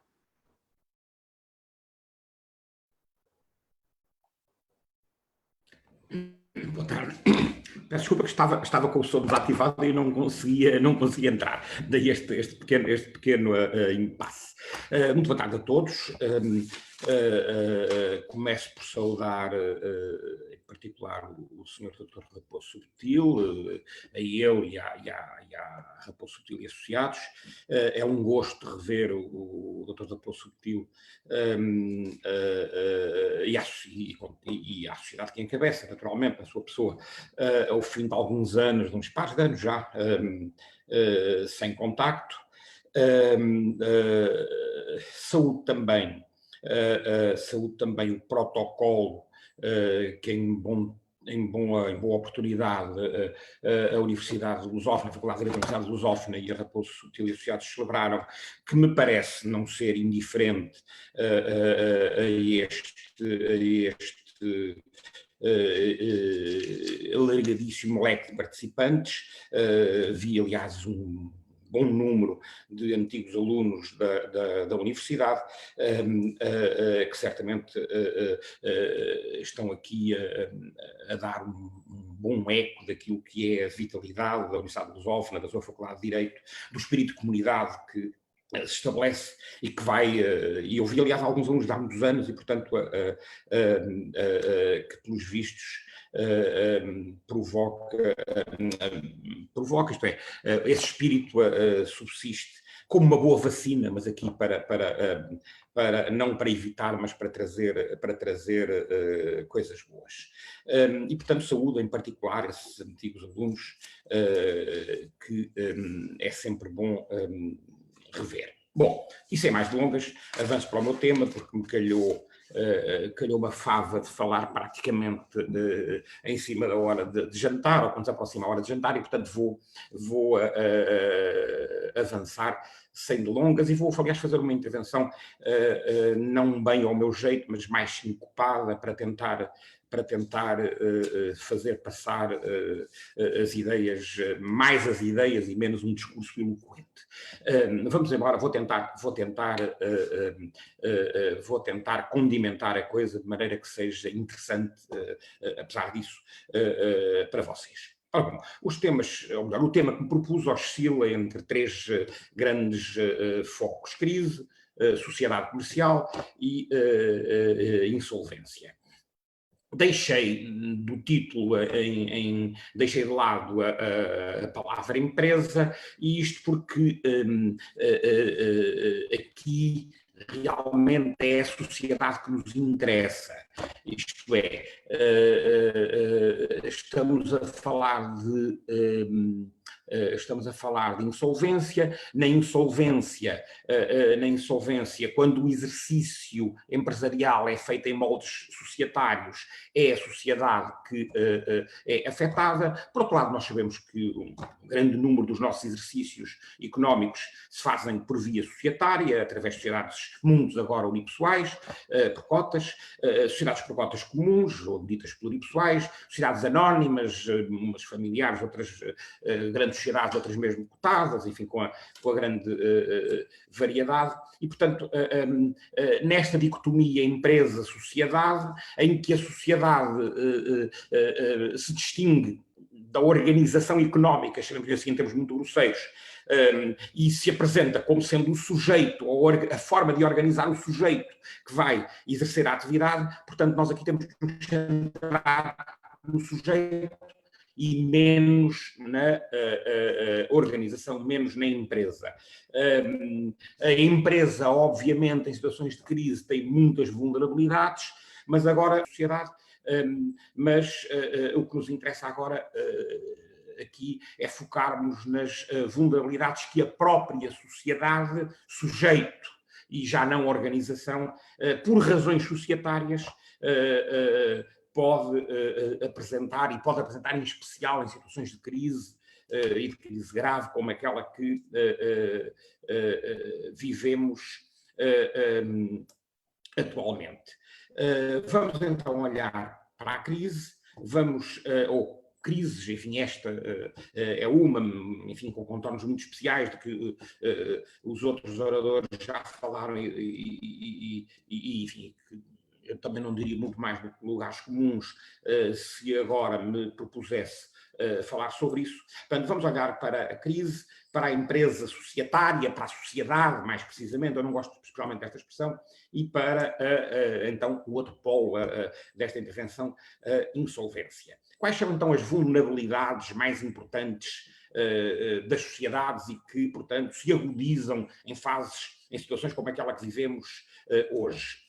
Antes de avançar, uma premissa. Eu vou pensar sobretudo nas pequenas e médias empresas e, portanto, nas sociedades que estão organizadas para explorar pequenas e médias empresas. Não me vou ater tanto às grandes sociedades, sobretudo às anónimas, que não, enfim, não é absoluto, mas que por regra não exercem pequenas e médias empresas. Portanto, por razões práticas, é este o universo que me vou dedicar. Bom, estamos então a tentar olhar para as debilidades. Bom, a primeira debilidade é óbvia. As nossas sociedades, as sociedades por cotas, as sociedades unipessoais, muitas delas padecem de uma deficientíssima capitalização. E aqui estou a referir capitalização no sentido técnico-jurídico, técnico-societário do termo. Isto é, muitas das nossas sociedades são sociedades com um capital social reduzido. Um capital social reduzido, mas ao mesmo tempo também um capital económico reduzido. Os dois planos nunca se afastam e, portanto, sendo o capital social, e eu não vou aqui maçar-vos com questões muito técnicas, mas o capital social é a expressão do valor das participações sociais dos sócios, das cotas, que por sua vez é a expressão do valor das entradas dos sócios, daquilo que os sócios puseram inicialmente, ou por via de aumento de capital, ao dispor da sociedade para esta investir no jogo dos seus negócios, e, portanto, as duas coisas estão associadas. O capital social, entidade, cifra formal, obviamente que reflete o capital económico que os sujeitos investiram inicialmente ou que investiram numa segunda fase na sociedade. E, portanto, as duas coisas não estão, obviamente, afastadas. Recordo aqui, muito rapidamente, porque, enfim, são questões básicas que todos conhecemos, as entradas serem refletidas, ou aquilo que os sócios põem à disposição da sociedade, ser feita através de entradas e não por outra via, suprimentos, prestações de outro tipo, acessórios suplementares, etc., não é indiferente. E isto porque ser refletido no capital implica que não pode sair, isto é, da sociedade só podem sair lucros, aquilo que foi posto no capital não pode sair da sociedade, não pode voltar ao património dos sócios, significa que depois as perdas são controladas, isto é, há mecanismos de controle das perdas e, portanto, capitalizar no sentido de ter um capital social forte tem, obviamente, grande relevo, ou relevo a vários títulos. Bom, dito isto, enfim, e se calhar vale a pena nesta situação olhar um pouquinho para isto. O diagnóstico me parece-me claro, o capital social de muitas das nossas sociedades é reduzido, é extremamente reduzido. De quem são as culpas disto? Porque é que chegámos a este ponto? Bom, as culpas serão dos empresários, em muitos casos, é verdade, todos nós sabemos, embora eu não queira proferir afirmações polémicas como as que um ministro não há muito tempo proferiu, mas todos nós sabemos que o nosso tecido empresarial tem algumas debilidades na formação. Portanto, haverá culpas dos empresários, é verdade, mas não são as maiores, seguramente. Desde logo porque há uma culpa muito grave do legislador, há um indirizo, uma orientação do legislador que é exatamente a orientação errada.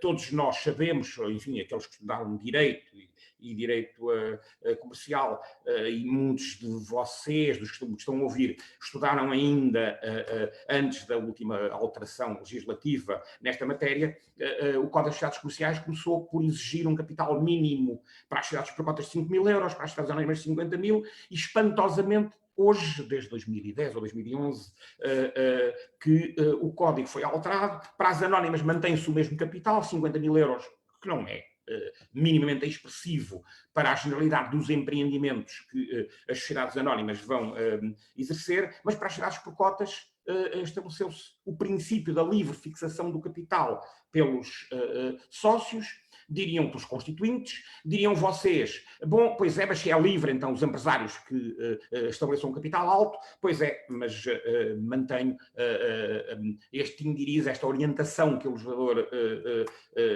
deixa em aberto, acaba por ser pouco pedagógica e cair num saco em que já havia alguma tendência para facilitar nestas matérias. E, portanto, nós hoje temos que uma sociedade por cotas com 2 sócios pode ter um capital de 2 euros e assim por aí fora, 1 euro por cabeça. Se for uma sociedade pessoal, pode ter um capital de 1 euro. E a pergunta é esta: como é que uma sociedade com um capital destes montantes pode estar em condições de enfrentar os desafios, não só económicos, mas também jurídicos, do exercício empresarial. E, portanto,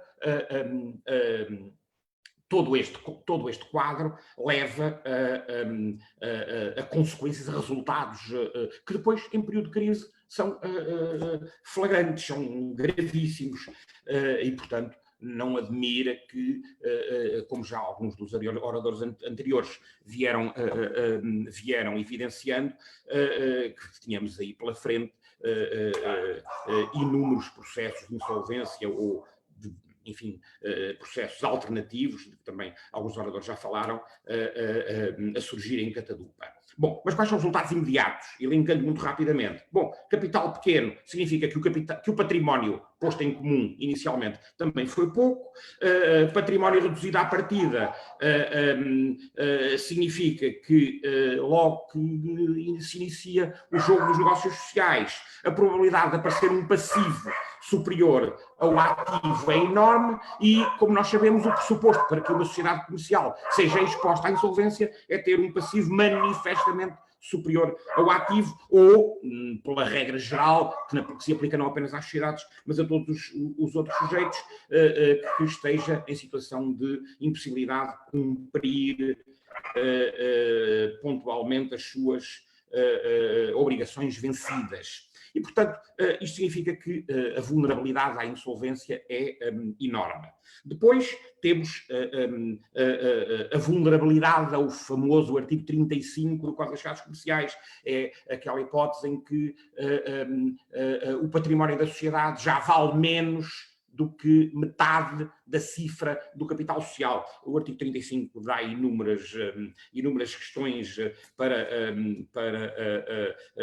os juristas discutirem. Não é este o ponto que hoje está aqui em questão, embora o artigo 35, no contexto atual, seja obviamente um preceito que tem que ser mobilizado e ponderado, mas o facto do artigo 35 hoje deixar a questão da relevância das perdas, que vão para lá de metade do capital, ficar na disponibilidade, é assim que a letra da lei o diz, dos administradores ou dos gerentes e, portanto, da própria sociedade, enfim, deixa um mecanismo que hoje, apesar de tudo, não tem tanta efetividade como poderia ter. Outros resultados desta capitalização deficiente são, obviamente, algo que todos nós conhecemos e que pode, apesar de tudo, ter aqui algumas vantagens a seguir, mas lá iremos.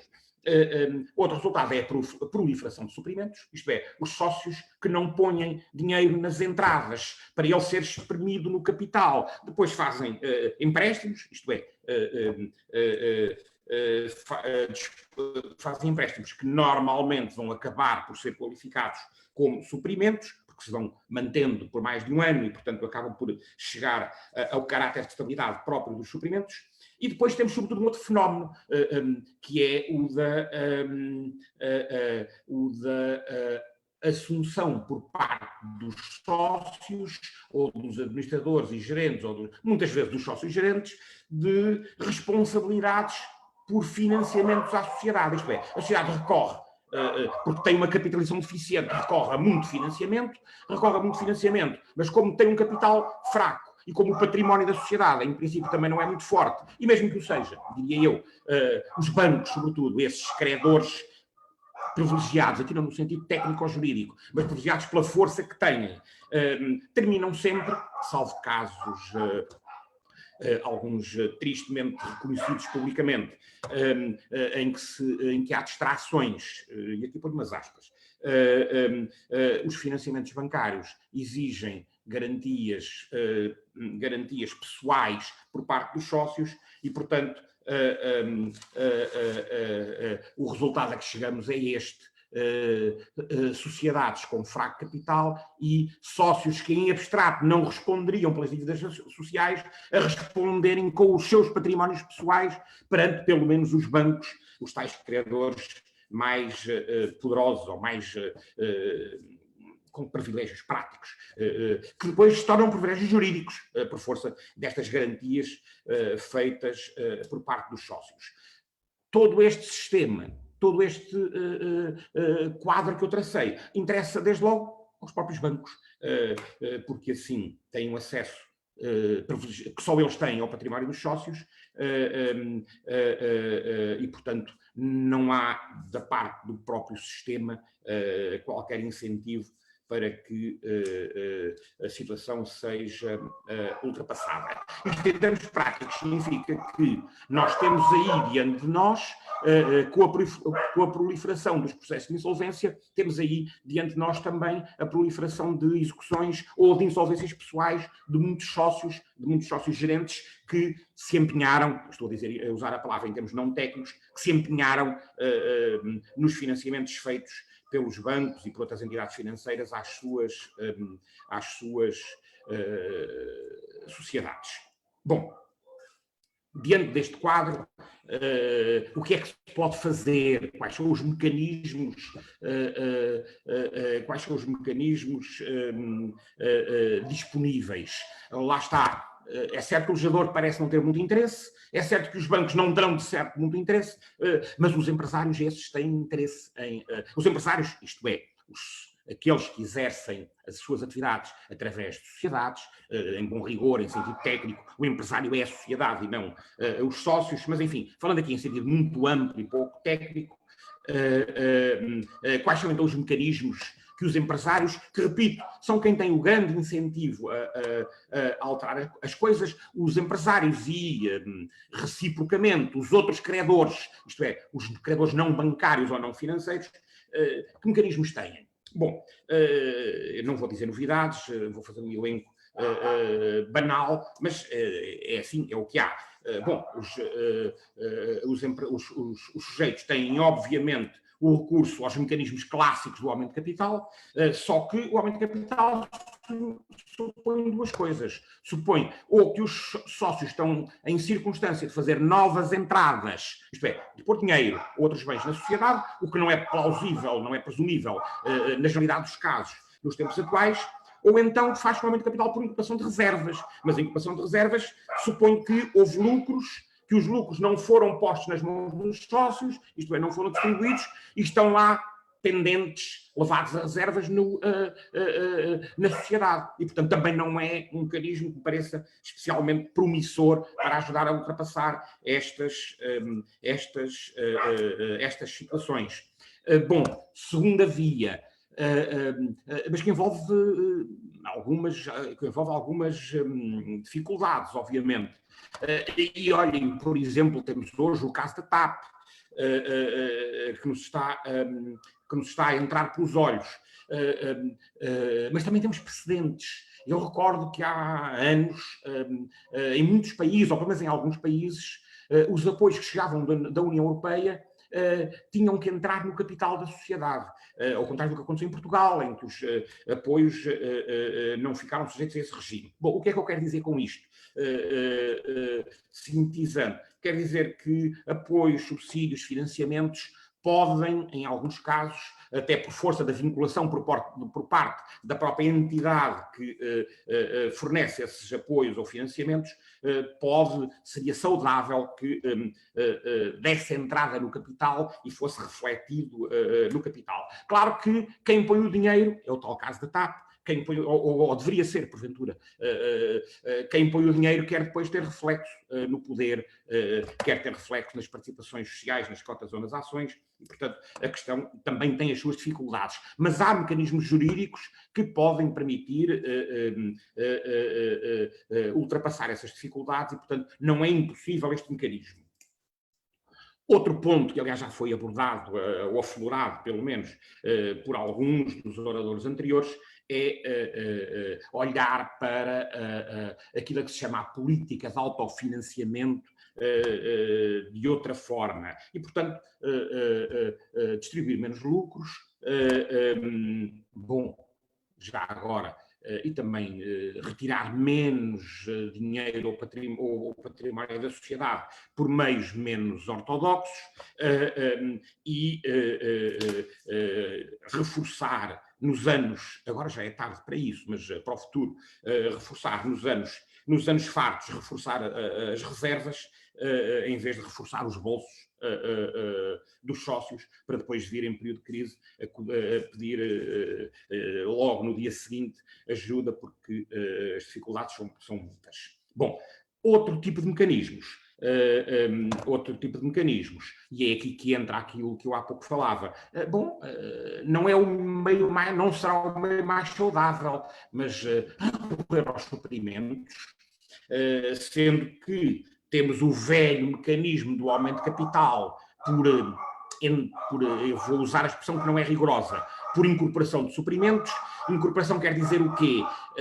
Quer dizer que os suprimentos que estão refletidos na contabilidade, nas contas da sociedade, vão passar a capital, mas vão passar a capital de acordo com o procedimento próprio dos aumentos de capital por novas entradas. E, portanto, são avaliados por um revisor oficial de contas, e é esse valor que tenderá a ser o valor real e não o puro valor facial que vai ser posto no capital. Vantagens disto? Bom, vantagens e desvantagens. O sócio deixa de ter suprimentos e, portanto, deixa de ter direito a receber aquele montante, mas a sociedade fica com um capital mais elevado. Desvantagem? Bom, isto não representa uma entrada atual, o dinheiro já foi, porventura, gasto, já entrou e já foi gasto. Bom, mas vai-se refletir no capital, o que na saúde financeira da sociedade é, obviamente, vantajoso. E depois, queria sublinhar um mecanismo relativamente recente, um decreto-lei que tem 1 ano ou 2,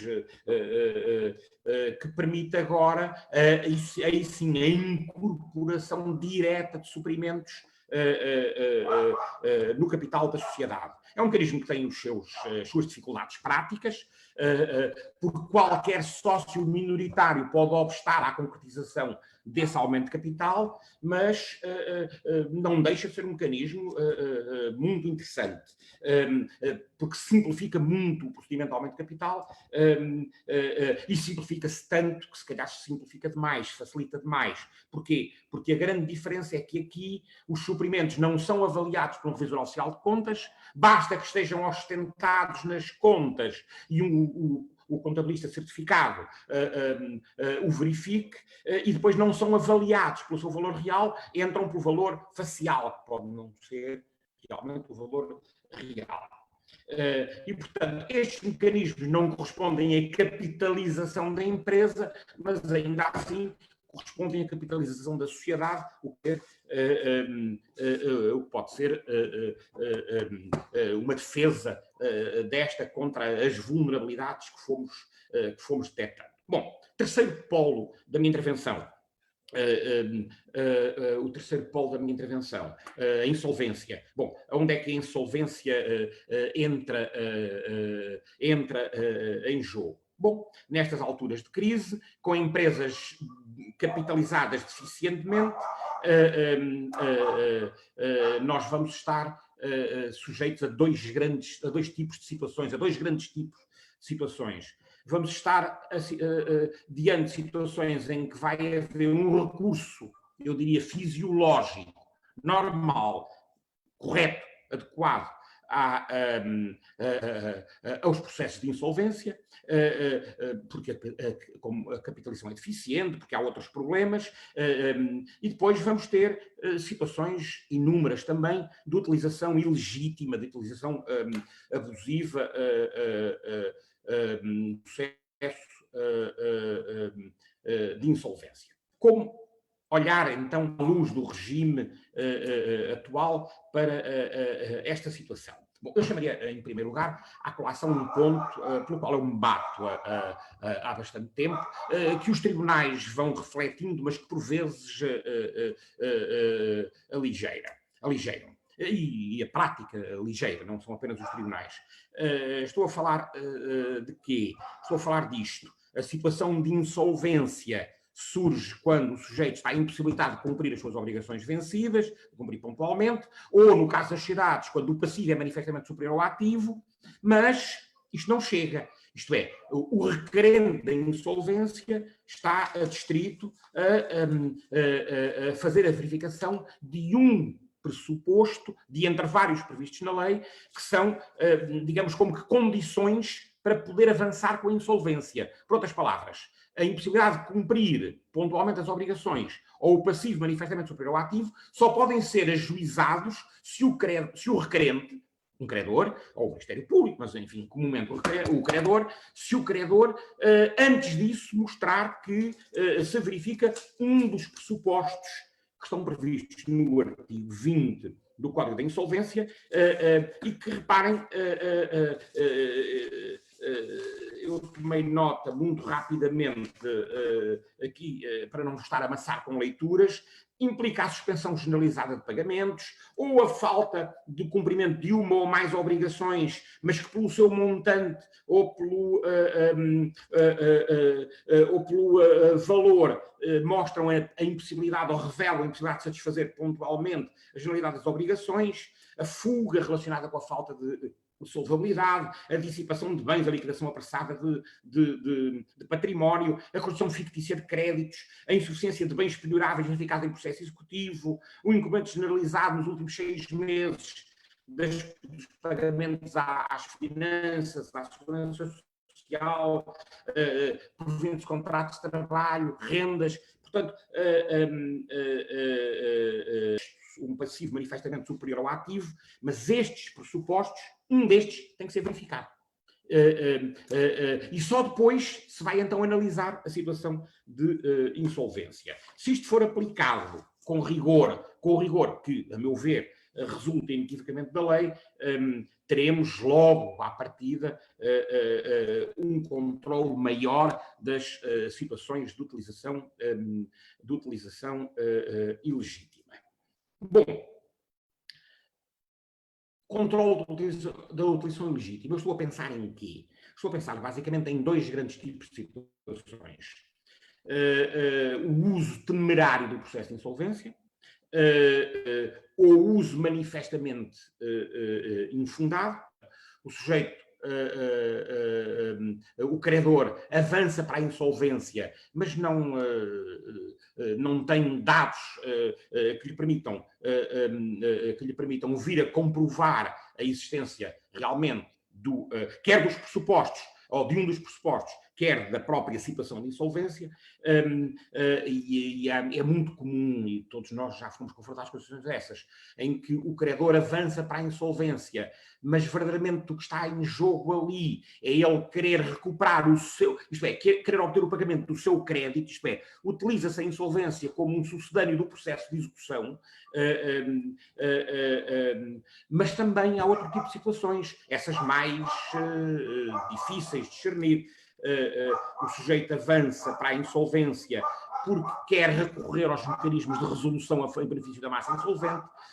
O doutor Raposo Botelho falava-nos das impugnações paulianas, pois todos nós sabemos que se houver uma declaração de insolvência é muito mais fácil recorrer à resolução em benefício da massa insolvência do que à impugnação pauliana. E, portanto, muitas vezes recorre-se à insolvência para conseguir chegar à resolução de negócios. Ou, outra hipótese que fica muito na prática, que é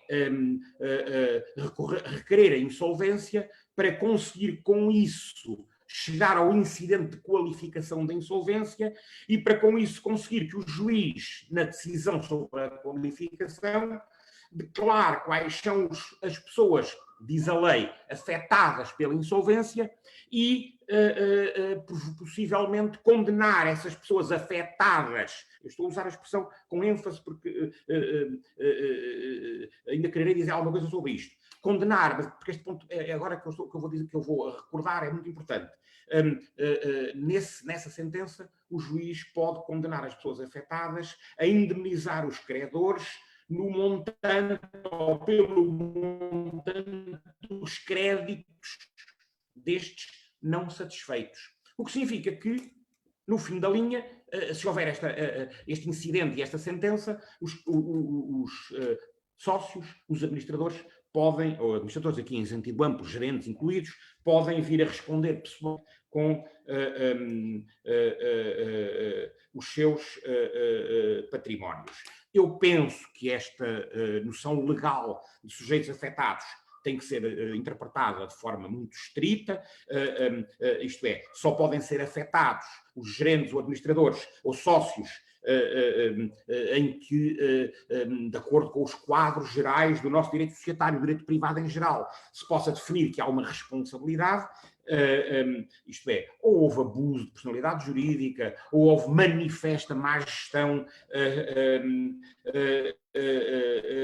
e, portanto, violação das regras que regem as sociedades.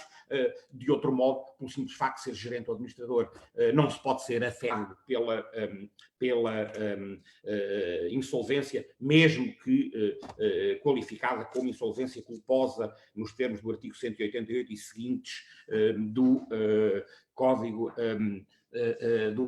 da Insolvência.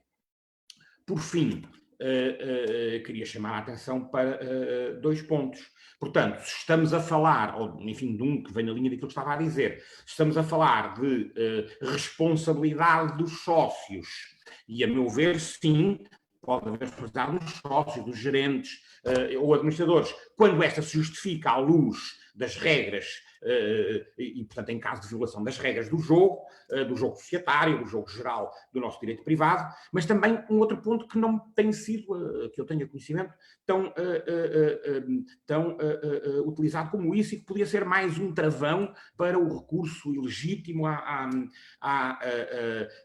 insolvência. Estou a pensar na responsabilidade do próprio requerente, isto é, se vamos exigir muito dos administradores, dos gerentes, dos sócios, também temos que pôr um patamar de exigência nos próprios requerentes. E, portanto, em última instância, eu acho que é possível recorrer.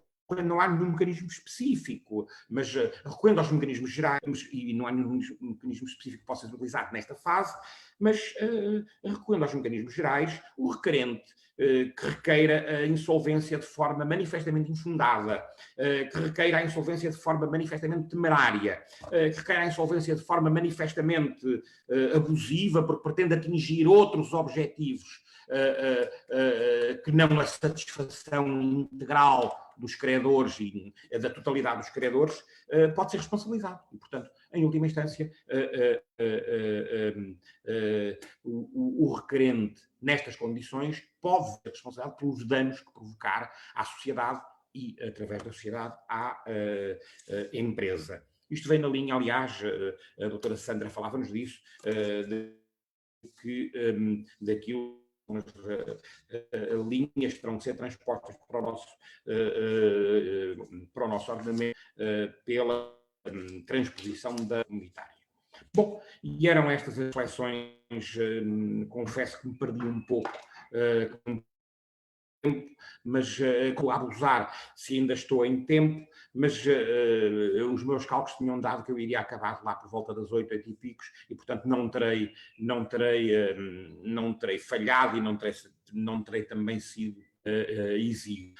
Muito obrigado pela vossa atenção, para as questões que queiram colocar. Muito obrigado. Muito obrigado, Sr. Professor. Foi uma gestão de tempo de resto exemplar, também uma intervenção brilhante, que obviamente agradecemos. Tendo em conta aqui o adiantado da hora, teremos então que sublinhar que vamos concluir a nossa apresentação, uma vez que este webinar também já vai longo, com mais de 2 horas de apresentação, com cerca de 300 participantes constantes, que é um número muito simpático. Não haverá aqui o segmento tradicional de perguntas e respostas, sendo que, no entanto, pedimos que possam enviar as vossas questões para os contactos que foram sendo disponibilizados, sendo que a RSA se compromete a fazer chegar essas questões aos respectivos oradores. Permitam também agradecer a todos os oradores envolvidos, esperando que este webinar seja também o início aqui de uma colaboração profícua entre a Universidade Lusófona e também a RSA. Damos por terminado então assim esta conferência web, que insere, como disse, num ciclo de webinars e webconferências RSA-UP Lusófona, naquilo que é uma assunção plena do esforço proativo e denso e lato de acompanhamento dos interessados nestas temáticas. Podem e também devem consultar as redes sociais da RSA-UP para formações e informações relativas aos próximos webinars. Fica aqui desde já o convite para nos acompanhar amanhã numa iniciativa com a Delegação de Braga da Ordem dos Advogados, que contará com a intervenção do Dr. Manuel Nobre Correia, do Dr. Miguel Matias e com a minha intervenção, João Soares, sobre os desafios do direito penal no pós-Covid-19, assim como o próximo webinar RSA-UP e Lusófona, no próximo dia 13, com a participação do professor Dr. António Monteiro Fernandes e da professora Dra. Glória Rebelo, e da parte da RSA, do coordenador do Departamento de Direito Laboral, Tiago Marques. De resto, muito obrigado mais uma vez pela vossa presença, contamos convosco então nas próximas datas. Vou proceder ao encerramento da presente reunião. Uma boa noite a todos.